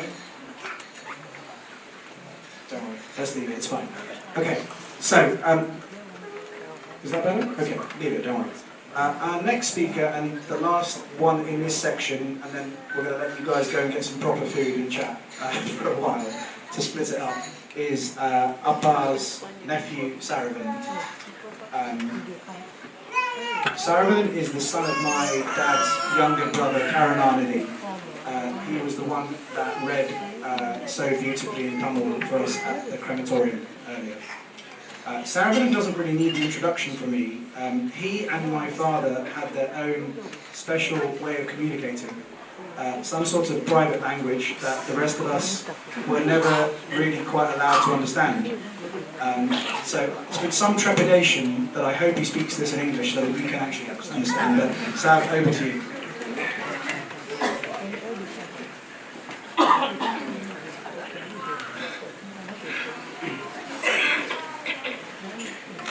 Okay, man. Yes, man.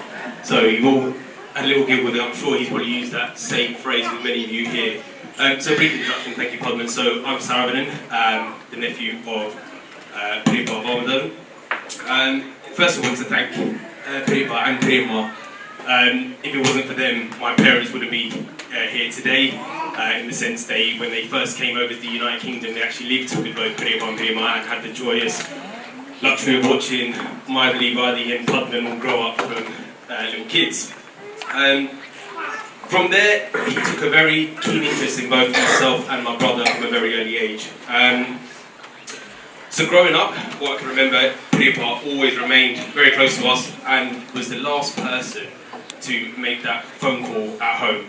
So when that phone went at 10 PM at night, we always knew it was going to be Thampiah checking in on us, if either me or my brother picked up the phone first, and then he'll have a good hour-long natter with our bar afterwards.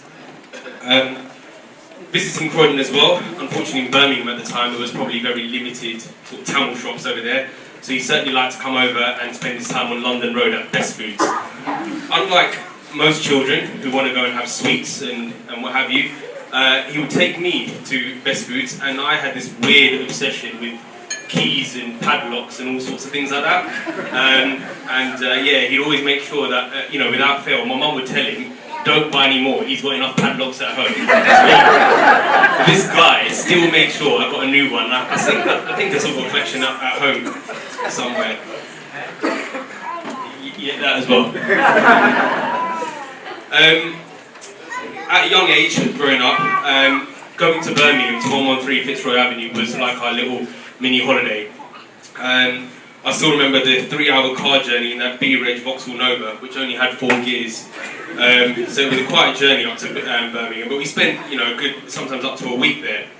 I remember particularly when going first there, and Thampiah introduced, showed me around the house, and this house is massive. So for me and my brother, it was like, we turned up to some sort of like something out of this world for us growing up. So I remember going there and he took us to his bedroom and he showed me his ensuite bathroom, which I was so fascinated by at that age, thinking, this looks like a cupboard. What is happening here? And I insisted from then on to continuously use that bathroom as well. And Thampiah kindly also said, yes, please come in, sir. Again, also remember the time, I know earlier they were talking about Padman using the grand piano as a goalpost, but I particularly like using that snooker table as well that was in that front room as well, playing a couple of games. On top as well, Padman used to own this black go-kart, which I was very fond of, and Thampiah clearly knew that I need to give this to him at some point. I tried ever so hard to take it, but on one up I would never let me take it. But the next trip he came down in that G-Reg Audi, he brought the go-kart to my surprise, which was really kind of him, and it stayed with us for many years. So thank you for that, Thampiah. Growing up to later stages in life, he certainly took a fond interest in both my brother's and mine, both our education and our extracurricular activities. For my brother, it was more conversations around sport, football, cricket, you name it. They often had arguments around who was going to win what game in cricket, because I think there was a time when my brother used to support South Africa and then England and then Sri Lanka, and then he went all over the shop until he stuck with one team. But him and Thampiah would often have little arguments over that. But for me, it was with my music, and in particular with Mridangam. He was very supportive over the years, often asked how it was all going, especially leading up to my engagement, even onwards, asking how my progression is and what the next stages are in my life with Mridangam. One last thing I'd like to share in terms of what really daunted me when Padman asked me to do this speech was, I don't know if many of you know here, but Padman had a weird obsession with Thomas the Tank Engine. We, growing up, we had a couple of videos in VCR cassettes, for those of you that remember, And often, you know, I'd want to sit and watch those videos when I'd eat my food and stuff, and growing up I never really ate either. So the distraction was necessary for me to eat my food. But this guy would come to our house and just take all the cassettes, and I didn't have any, but without fail, pretty well ensure the following time he came, he brought brand new Thomas the Tank Engine cassettes for us, so I'll never forget that. Pretty well, I'd like to thank you for all your help, your great support and your jokes. I'll never forget that kind smile and that distinctive whistle, which most of you have already mentioned.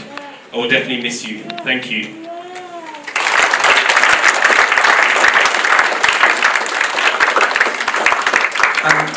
Everyone, I've just spoken to the caterers, and their suggestion is that we do all the speeches and then eat, which I'm really sorry about, because I know that everyone only comes here for the food, really. But I'm joking. But there's not many more, so I'll try and rattle through them. Okay. Uncle Yogamurthy, this is your cue. Okay. So Uncle Yogamurthy is our next speaker. He is, for those, I'm sure most of you know him, he is one of my Uppa's closest friends from Birmingham, and a very senior figure alongside him that was responsible in building the Tamil school up in Birmingham to what it is now, an amazing place.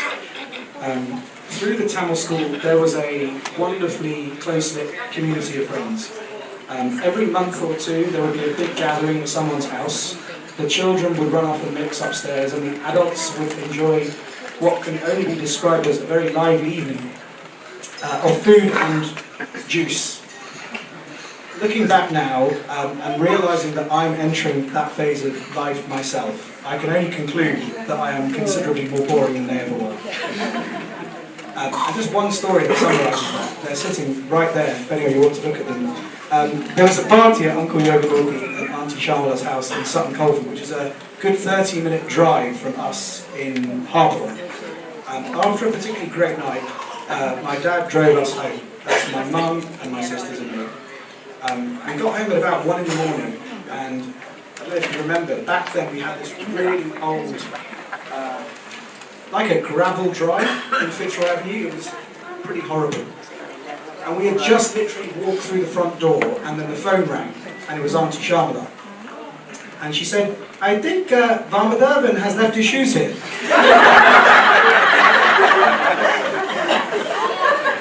And my mum had picked up the phone, and she said, no, that can't be right. He has just driven us all the way home.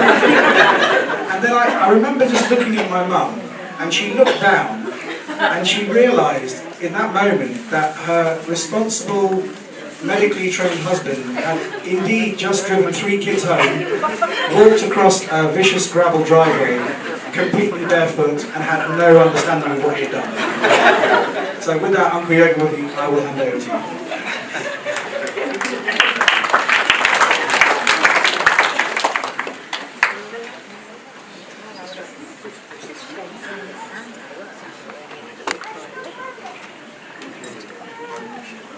How do I follow that? I'm just a friend of Vamadevan and also the Jegatheeswary as a family friend. And, we heard Vamadevan and going to hear more as a husband, as a father, as a cousin, all sorts of facets, and as a doctor. I'm going to focus on the short speech, so I'm going to focus on him as a community man building up the Tamil school. So my view is going to be through the Tamil school and you will see Vamadevan.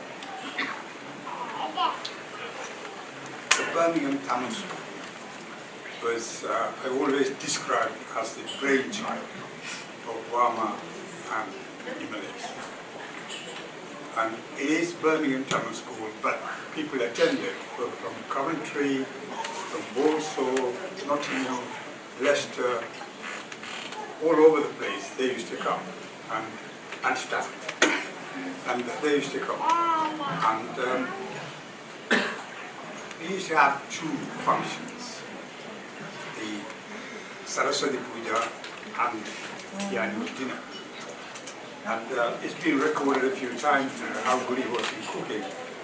And all the time, Vama will fill the paraplu for the annual lunch. That will be about 200 people turning up. He will fill the paraplu.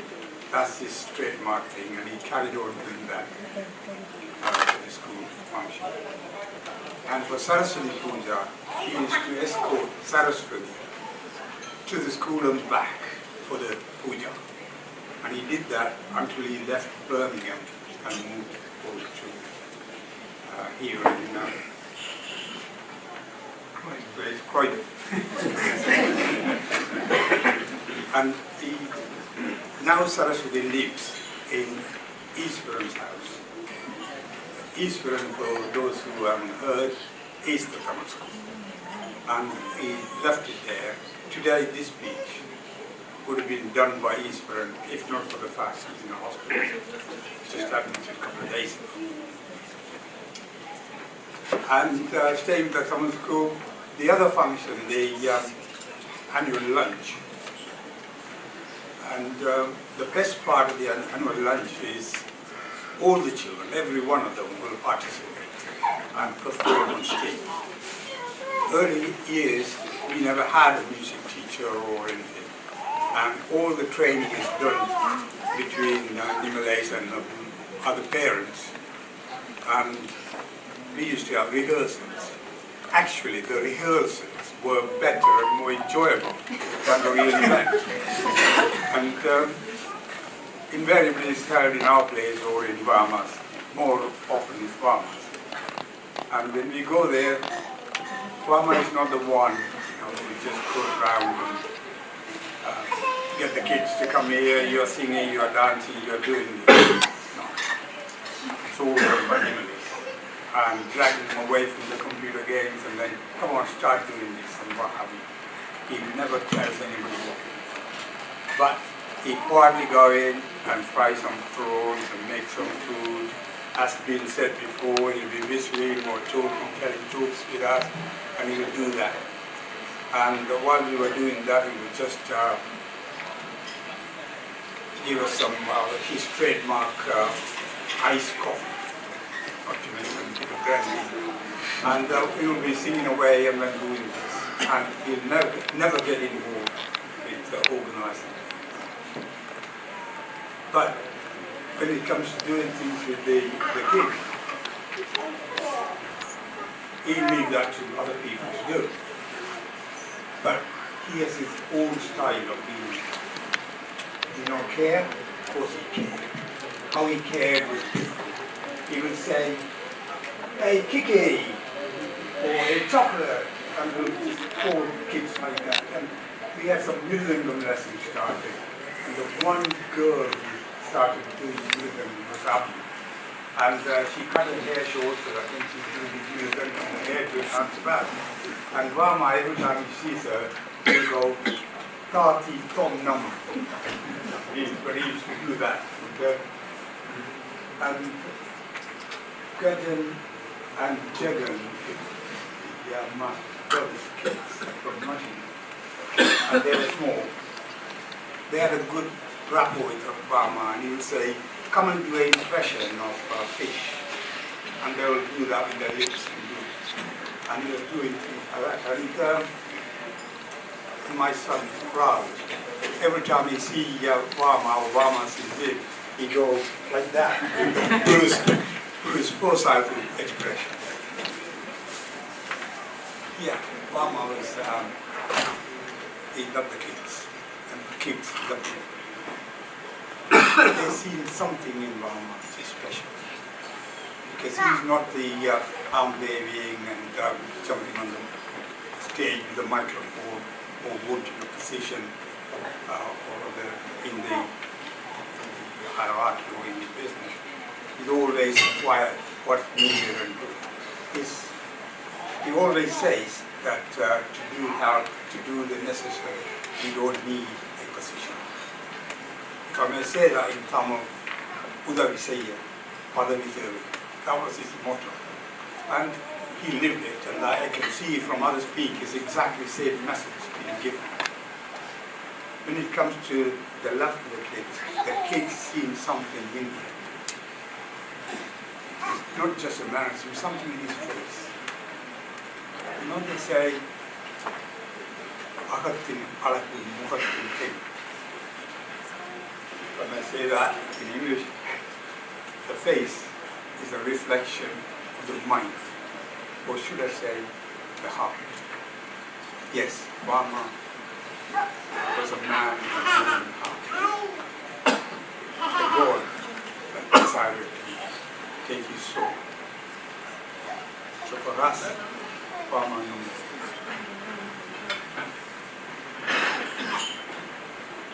But he will remain with us forevermore in our memory.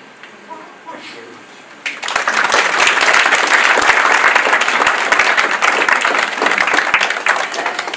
Okay, we're on the home straight. Thank you, Uncle Yokovic. That was very touching.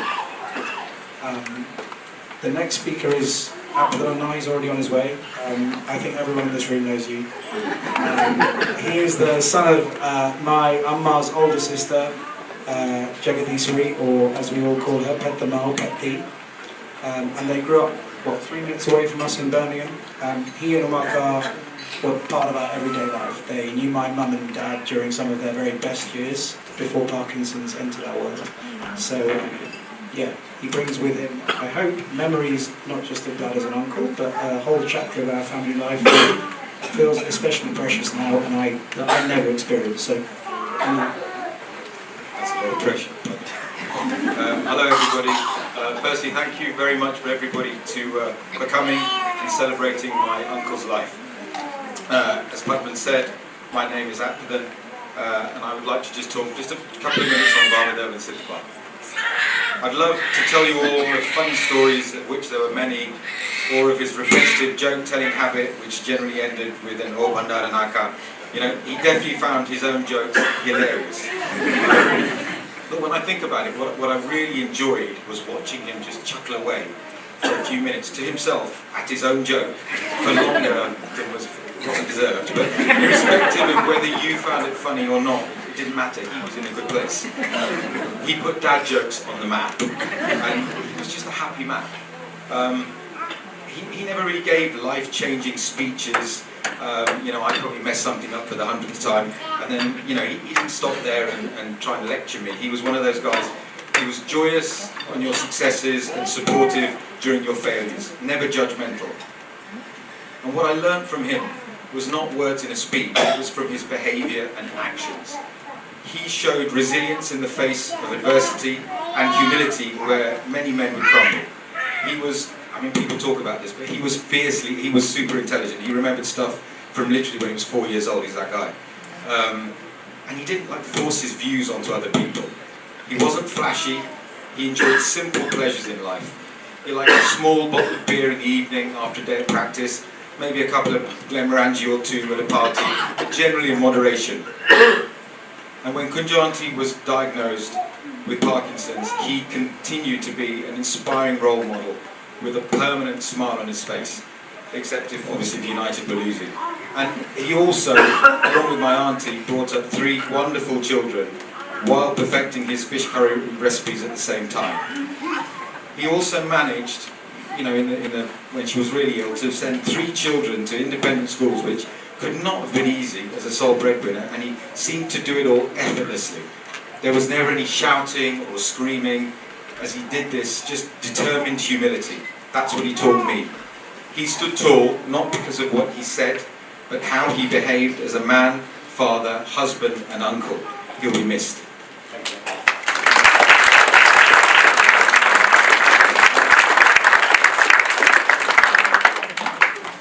Thank you very much, Abdullah. The next speaker is Uncle Karainagar, another one of Abba's great friends from Eastbourne, and part of what I can only describe as a rather legendary motley crew. Is he there? Okay. Don't worry, that's okay. This crew also included some of the usual suspects over here. Uncle Jegatheeswary, who is at a 60th batch reunion at the moment in Sri Lanka, that has written a testimonial in the programme. And also the dearly missed Uncle Kamarajan. I just wanted to reference this because it was a massive point in my dad's life. The sudden loss of Uncle Kamali and more recently, Dad's close friend Uncle Lawrence left a massive void in my dad's life, one that he never really managed to fill. I like to think that the three of them are all together now, somewhere in the sky, ordering a 4-for-3 meal deal at the Old House at Home pub round the corner from us. They used to do this for many years. It's not clear who got the fourth meal. But I think it was probably Uncle Cumberland. What has never faded are the memories of weekends, summers, and even foreign holidays spent with these wonderful families. And I'm so happy that so many of them are here today. Those moments live on very strongly for all of us, I think. Uncle Cannings, I'm sure you can share a few of them now.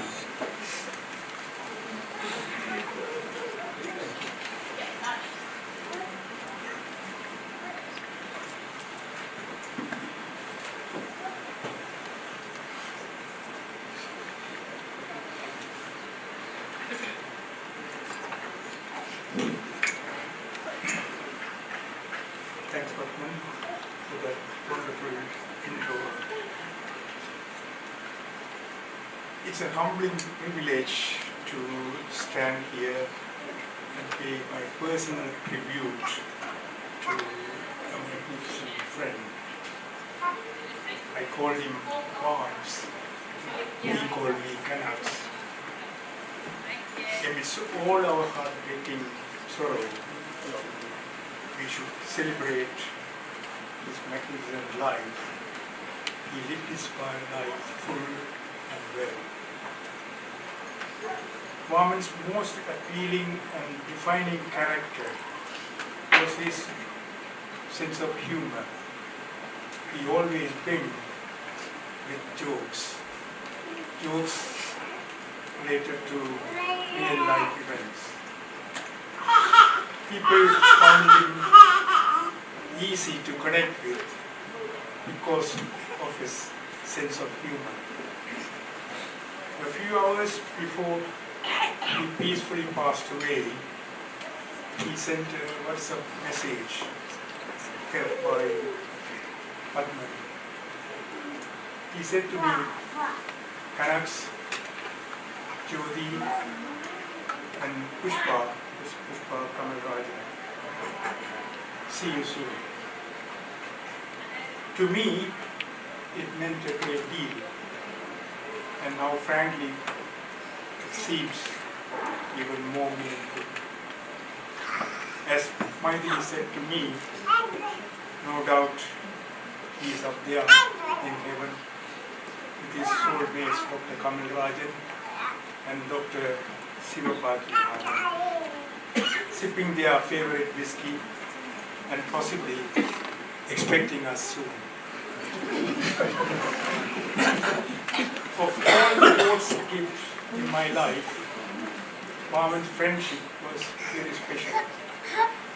It began 16 years ago by pure chance when he joined me to work at Thampiah Base Hospital. We were roommates for more than 2 years in a small room we shared selflessly.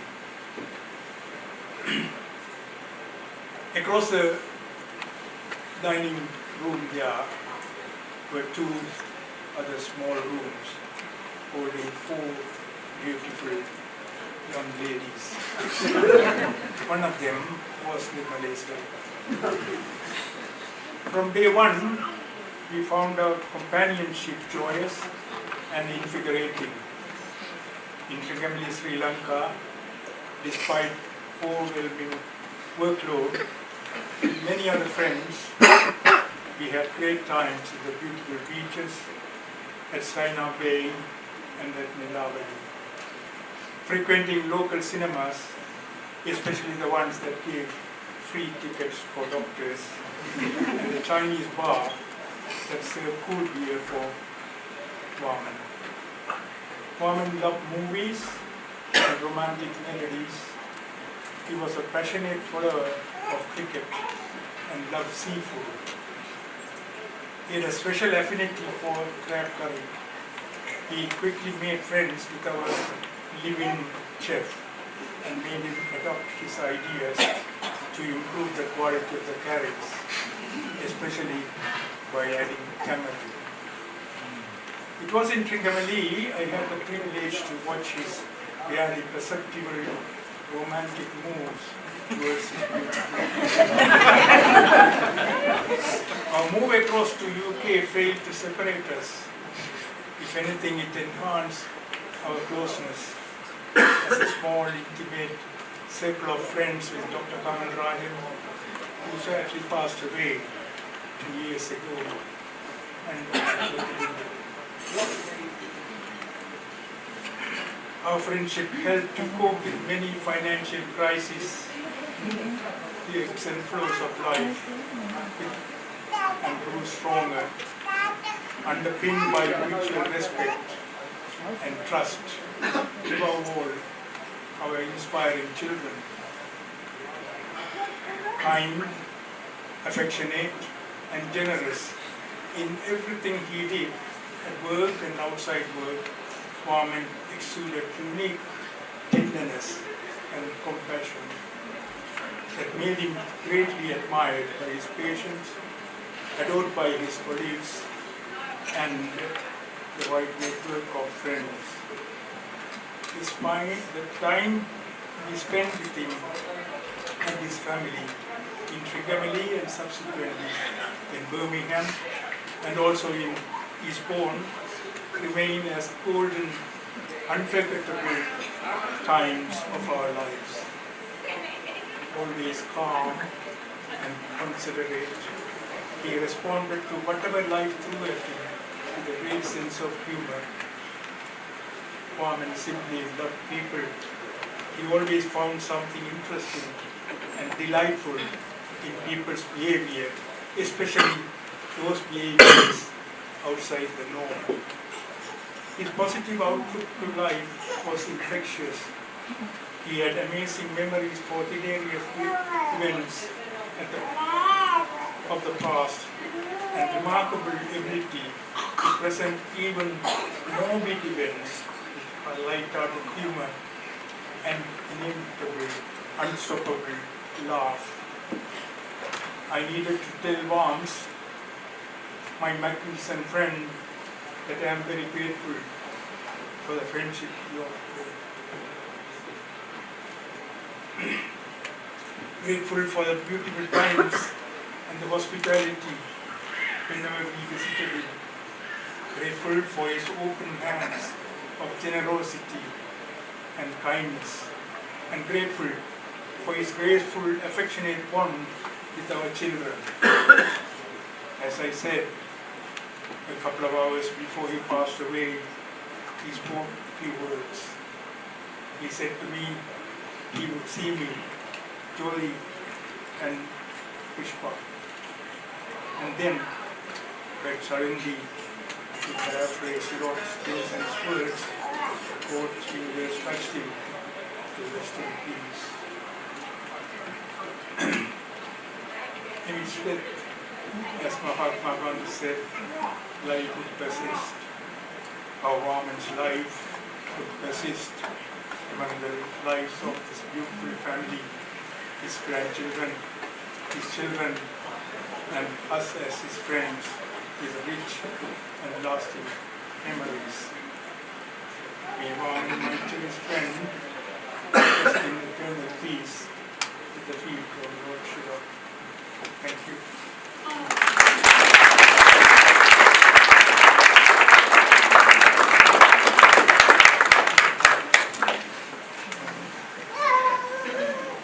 Okay, thank you, Uncle Clemens. That was incredible. Over to our last speaker. This guy really does need no introduction. Vellupillai Kuhanendran is my father's brother-in-law and my mother's oldest brother. As all of you know, he lives just around the corner from my parents here in Croydon. And over the last 10 years especially, since Amma and Appa moved down here, he and his wife Sandra, my aunts, have spent a huge amount of time at 8 Bushy Road and were an indelible part of their everyday life. again, as many of you know, you never know quite what you're going to get with a Vellupillai Kuhanendran speech. If it doesn't start with the words, "My mother was a pauper," I'll be disappointed. Orphan, sorry. But he specifically asked to go last, which feels entirely appropriate. So with that, VK, over to you.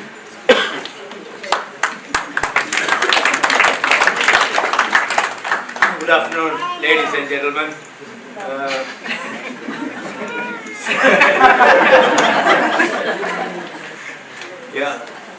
Thanks for coming today and waiting all this time, almost 3:30, ready for lunch. I'm the last man, so I'll be very short. We are gathered here today in this quiet place in Croydon to remember and say goodbye to Vamadevan. Vamadevan lived a full life. 80 years shaped by responsibility, kindness and quiet strength. He did not seek attention or praise. He earned respect simply through how he lived and how he treated others.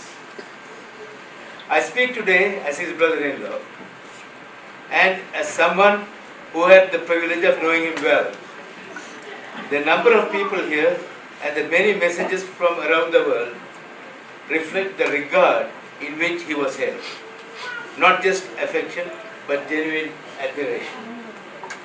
Vamadevan was, in every sense, a typical Tamil man with great virtues: dignity, duty, discipline, and humility. These were not ideas he talked about. They were values he lived by.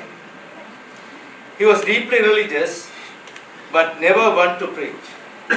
His faith showed itself in his actions, his sense of responsibility, and the integrity with which he lived. At the center of his life was his devotion to his family, especially to my sister Kunju. When she was diagnosed with Parkinson's, he did not hesitate or complain. After the diagnosis, during the long years that followed, and right to the very end, he stood firmly by her side. He showed his love not through words, but through constancy, through presence, attention, and responsibility. Even in his later years, while quietly managing his own pain, his focus remained on her. He did what needed to be done, without seeking recognition in that he was a silent hero. That same steadiness extended to the rest of his family, close and extended.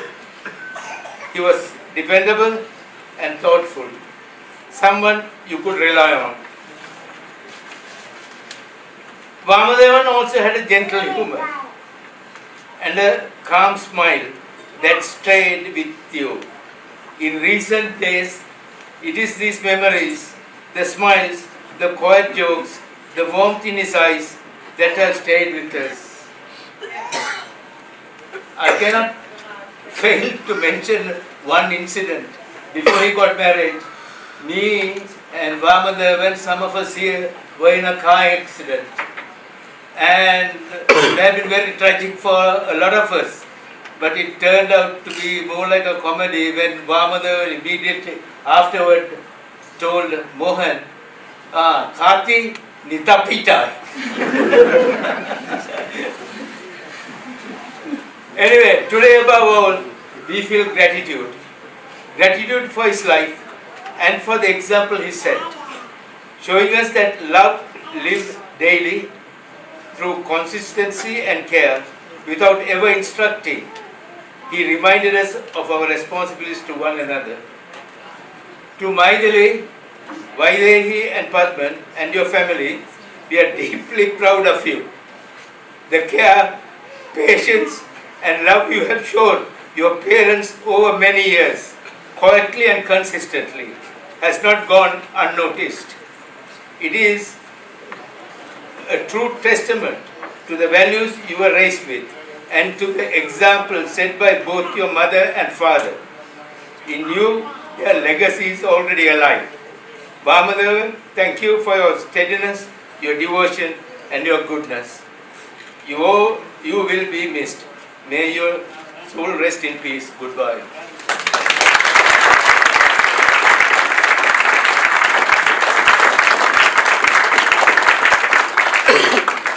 Well, rather selfishly, I just wanted to say a few words to finish. I've said enough, I know, but I just firstly wanted to thank everyone who has spoken today.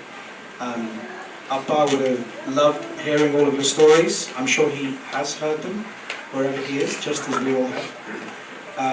I'm so grateful that you've given the next generation the chance to hear firsthand what a complete legend Thampiah Vamadevan really was. Just a few final thoughts, if that's okay, and then I promise you can eat. Although Dad, as many of you have said, was quiet and undemonstrative, he was always present, especially in the hardest moments. He never ran away from them. Yes, he was always there at the cricket matches, the hockey matches, Mythili and Vytheki's performances, etc. But he was also there for all of us in the hardest moments, just as Mary Mama said. Although I felt incredibly protected in my life, which is kind of crazy when you've had a mum who's been diagnosed with Parkinson's at 6, there are 2 times in particular where I have felt like I've truly struggled. And during both, my dad was there for me in his own way, and I think I touched upon this earlier, and he put it perfectly. The first was in 2002, when one of my close friends at university, at Cambridge, Adrian, my other friend is up there, died in the Potter's Bar train crash on the way to one of our university basketball matches. I was pretty devastated at the time and went slightly off the rails. And Dad didn't sit me down for a counselling session. That just wasn't his style. Instead, he quietly just booked a father and son trip to Sri Lanka, and we spent 3 fairly extraordinary weeks together, visiting all the parts of the country that I'd never seen, meeting a whole bunch of relatives that I have never met and may never meet again, and discovering sides of each other's personality that we had never known. And I think that trip really healed something within me, and in many ways I think it's those moments that are helping me through this period now. The second time was during my final year at university. I'd been maybe a little rebellious during that year, and I hadn't attended any tutorials. And with a month to go before finals, I was fairly close to a breakdown, I would say. I had to get a 2-1 to get into medical school, and I knew I couldn't really bluff Cambridge University. And my dad sensed that something was wrong on a phone call. Immediately, he drove down to Cambridge that evening after a GP surgery, knowing that he was on call. He immediately packed up my bags and took me home, where I stayed until my exams. Again, there were no big speeches at all. Again, that wasn't his style. But I remember him saying to me over dinner one day, he said, "Whatever happens, you'll be okay. All that matters in the end is your health and your happiness." And that lifted an enormous weight from me. And in the end, I did fine, largely because of him. He left this world in the same way he lived in it. Quietly, efficiently, with dignity, on his own terms, without troubling anyone or making any fuss. I feel so privileged to have been there with him at the end. And I know that looking at him in that moment, he was completely at peace with his destiny. It also brings me strength to know that he went just before he became dependent on others. He would have hated that, and mostly he would have hated it because it would have taken away from the care that we could give to Amma, and that was his priority. All he ever wanted was to make sure that those around him were unburdened. He cared so much and carried so much for so many of us, and now he's finally free. So now it's our turn to make sure that Amma is surrounded by the same care, dignity and love that he gave her for the last 50 years. I think that will be how we can honour him. The other thing that has really struck me over the last 10 days is this. I share my family name with 3 of the strongest and most impressive women that I know. That says a great deal about both of my parents. It's very clear that our family dynamic has always been a case of my sisters looking after me, not the other way around. So I just wanted to take this moment to thank Mythili and Vytheki, not just for the last 2 weeks where you have done everything, but for the last 42 years. They both carry so many of the best qualities of Amma and Appa that woven into who they are as people and the actions that they perform every day. And I am profoundly grateful that both myself and my children are lucky enough to live under their grace and their quiet, understated guardianship. Together with my superhuman, incredible mother who continues to amaze us every day, as far as I'm concerned, they are my father's greatest legacy. Those three women are the measurable key performance indicators of a life incredibly well lived. Thank you all for coming today and for listening. I'm sorry it's taken so long, and I hope that you enjoy speaking to each other and eating the food.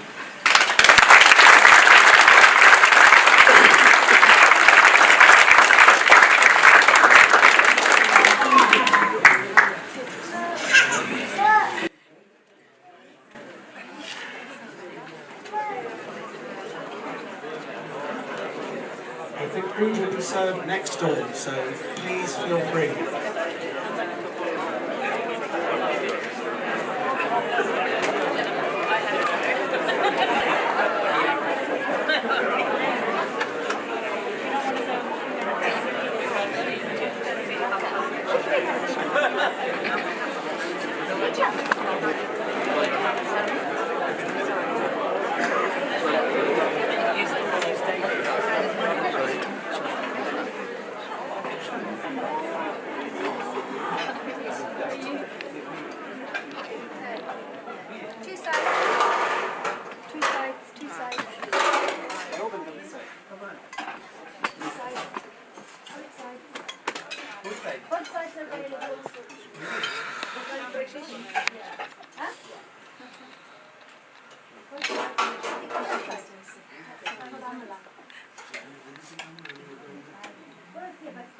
You can serve from both sides and make them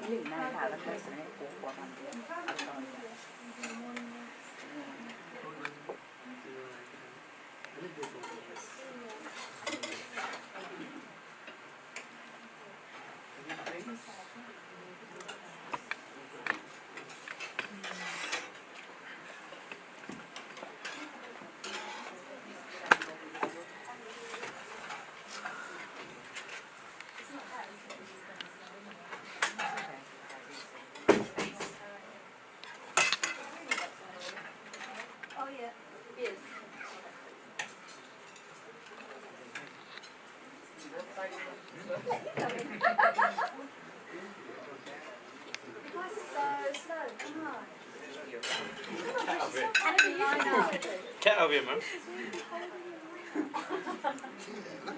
People can overtake you, man. It's not relying on one person.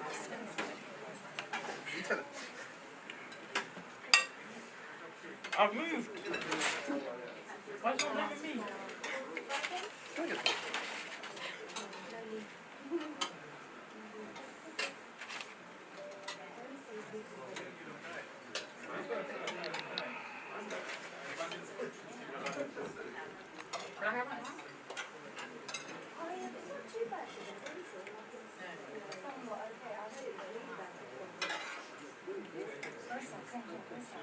Both sides, yeah, both sides.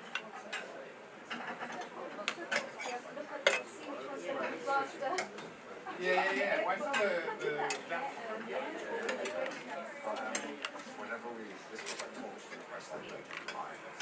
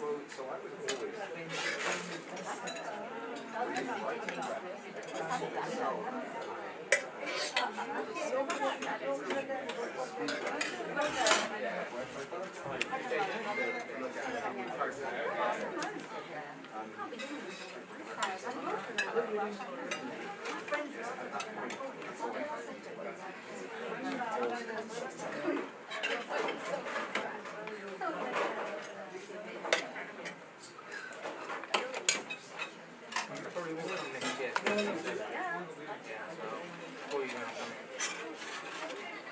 try to take the kids there to see the house.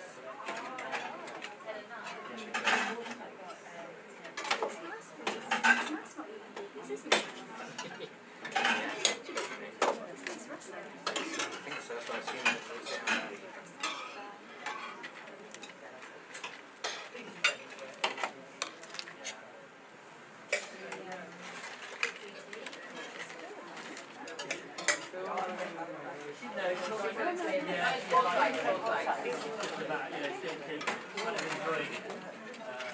Well, I'm enjoying it. Now's the kind of fun time. I feel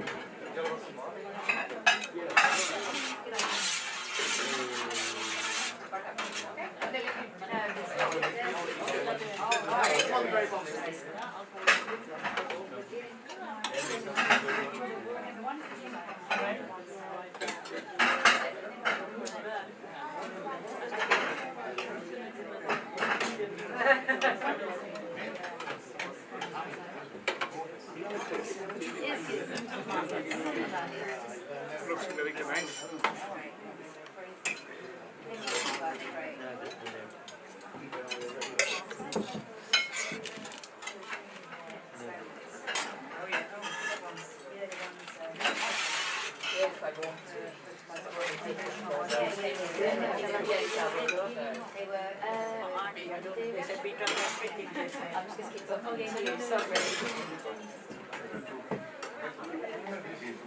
Yeah, you can go both ways.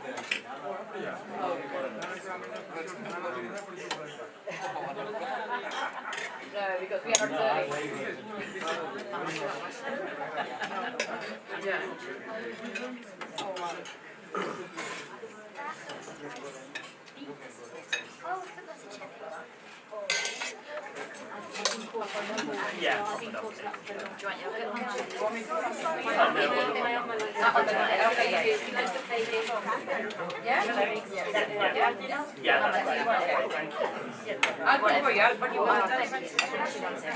Okay.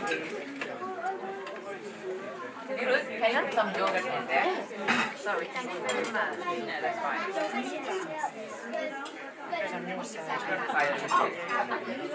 Yes, thank you. Yeah, this one, can I get a little? Oh, yeah. No, that's fine. Sorry.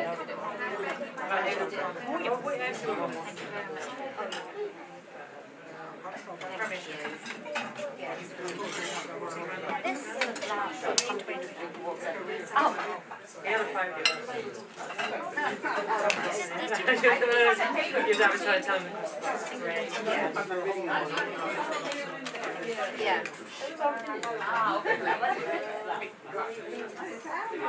I'll give the best things for the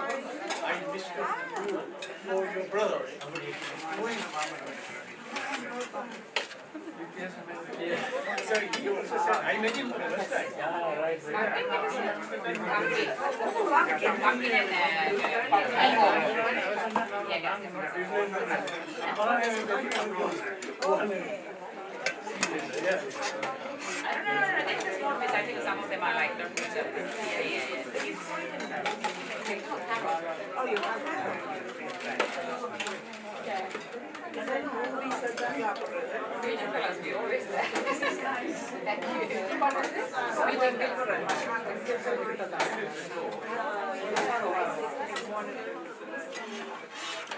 it's good to have two either side. Yeah. Yeah. It's quick, more quick. Yeah. Good idea. This is Russell. My car still smells of paneer. Paneer. So, see, they're in Meriden Town. It's quite far for them. I don't think they know. No, she mentioned. Oh, unless you told them. Yeah. I don't think they know. Ah.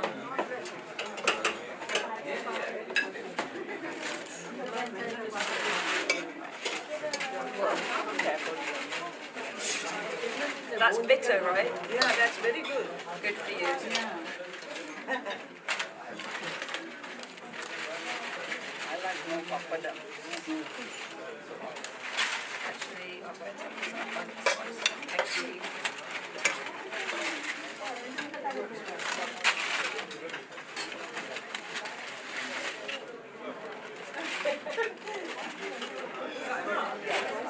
Speech, yeah. Delivery, yeah. It didn't go too far. It didn't go too far.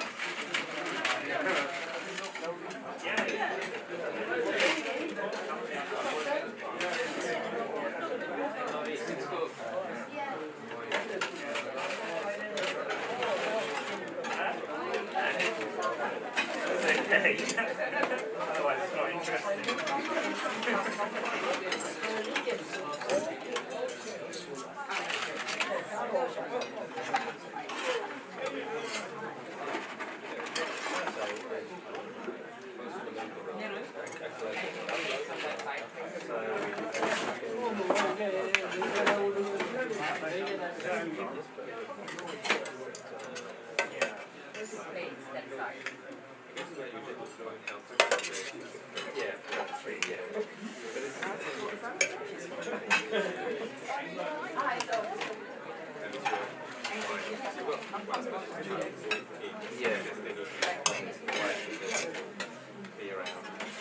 Yes.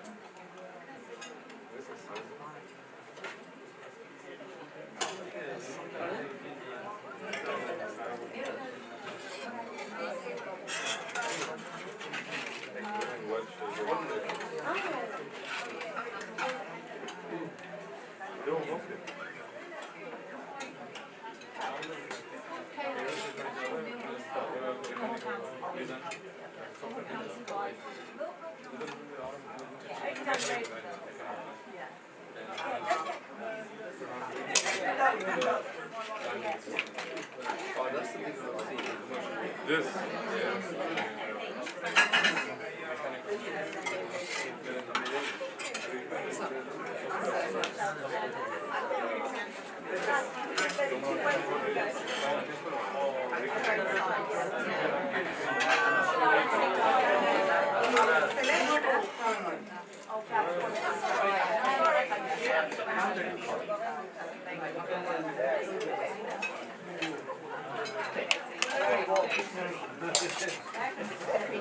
That's what they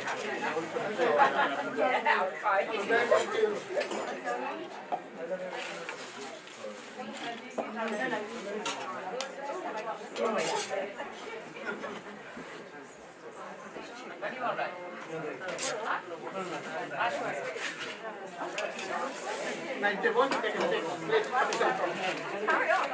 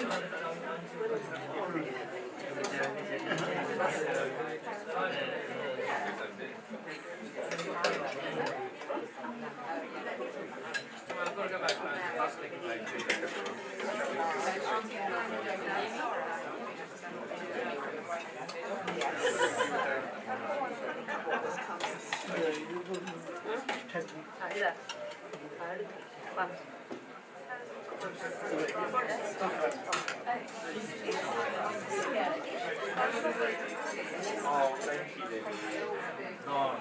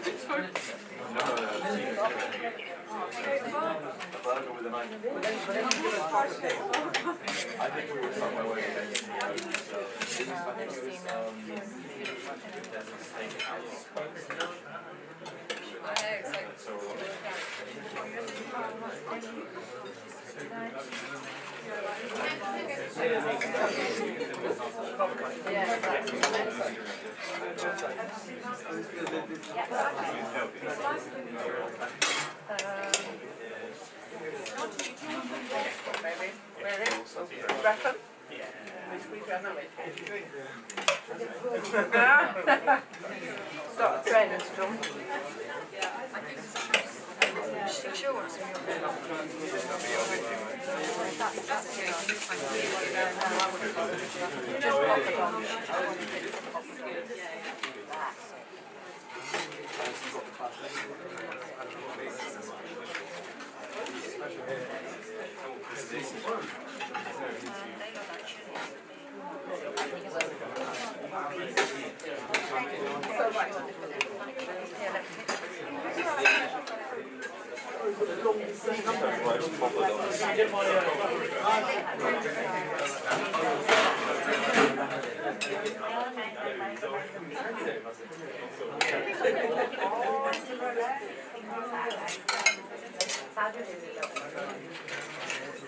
Just getting in.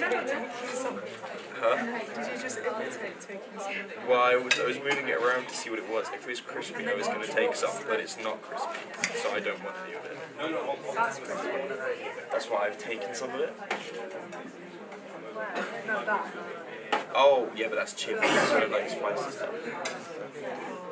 Well, I don't mind eating it, but it makes my bowels unhappy for several days. That's quite funny. Yeah, no, like I like if I want to, I can eat like an extra pot, but I'll just be pooing myself for days, so it's not worth it. So I just need to settle. You had for some of a this little though? How do you think it would go? No, This is. yeah, I think the grandma's the other way around. Well, she's pretty good at that. She just Have you had I can handle it. No. Get some of this. Just try it. It's like, honestly, just try it. Yeah.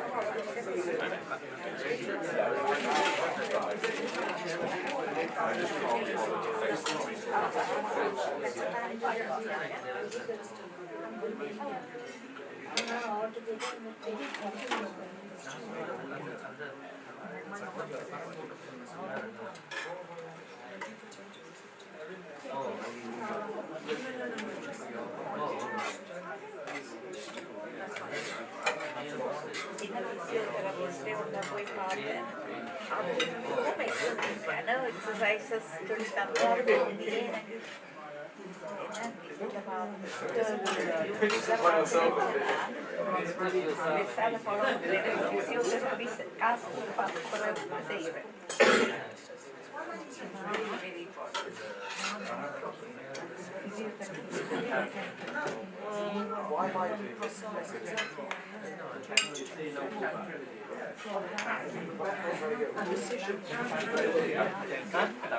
Yeah. To be honest, bro, I mean, sometimes you feel like you've had a great secret that tells you you haven't. So sometimes psychs you out. If I'm honest, like, we got it on a discount where we got the bag and the year membership for free. So we tried it, which is good, and it's cool if you're really into it, but like, sometimes I know it's good for that. Like, if you want to track like working out, heart rate and stuff like that, it's like, I think the secret thing is most like, it's mostly like REM sleep, that's good, but sometimes it's a big go-to. Your thing felt like this morning. Do you want some I might that is worth swearing. Do you want yogurt or not? I assume they are. Yeah, I do want yogurt, but I'll carry that as plate. Just focus on No, I'll carry it. Do you want a bit more? Bring it again.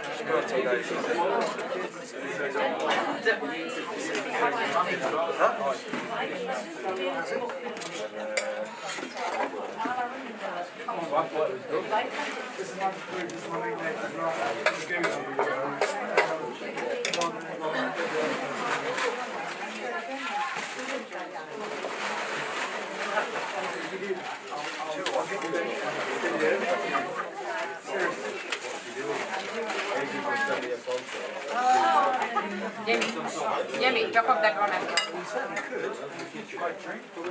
Wait. Yeah. Okay, leave it.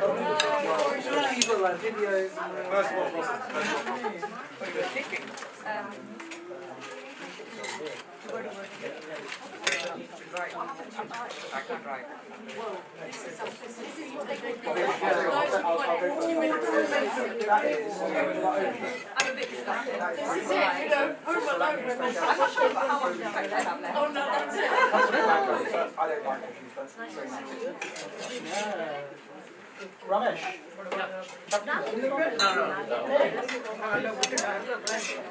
Mahal move on it down there. That is like everyone's They're living with us, they're moving. So, That is like a caring mixed vegetable. Described my wedding. Caring my wedding, and it was really good. That's is that cassava or? The pumpkin in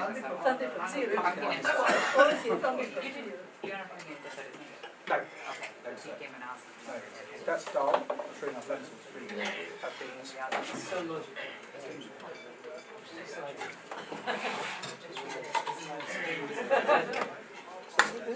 That is the proper way anyway, in order for the restaurant. Yes.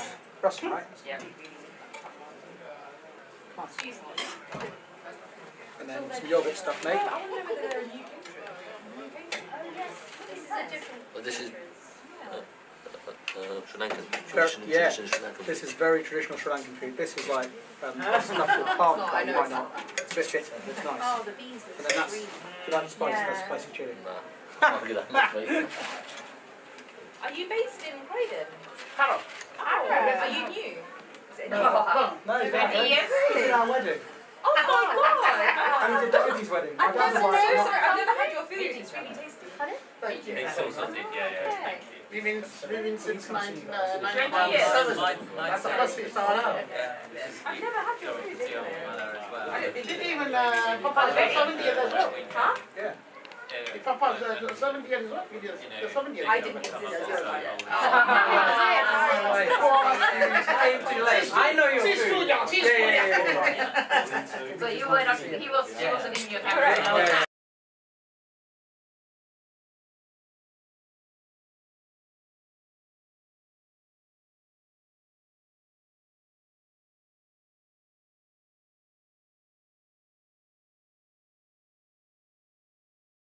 Waiting a lot for him to stop. Still get one more. Yeah. I was looking at some of the text. I'm hoping Jake is okay. You were like, it's never going to stop. Yeah. This was how he did it. I'm glad you didn't say relax. But the same you said about your dad, Oh, yeah. same with mine. You know, we wondered about Chucky Osby and seeing how much he needed to baby tree, but he did carry it. He would have, he did really miserable and really difficult.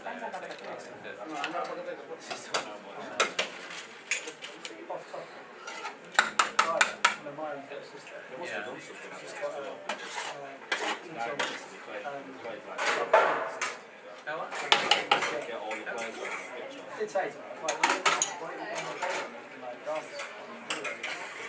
Can be like a wild sensation. Yeah, she's. There's a fellow.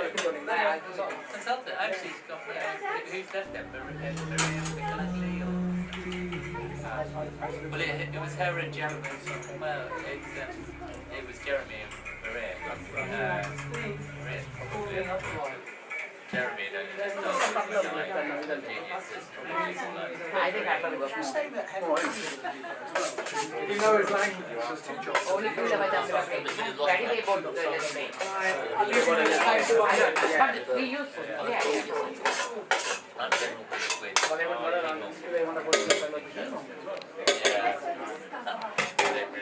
Well,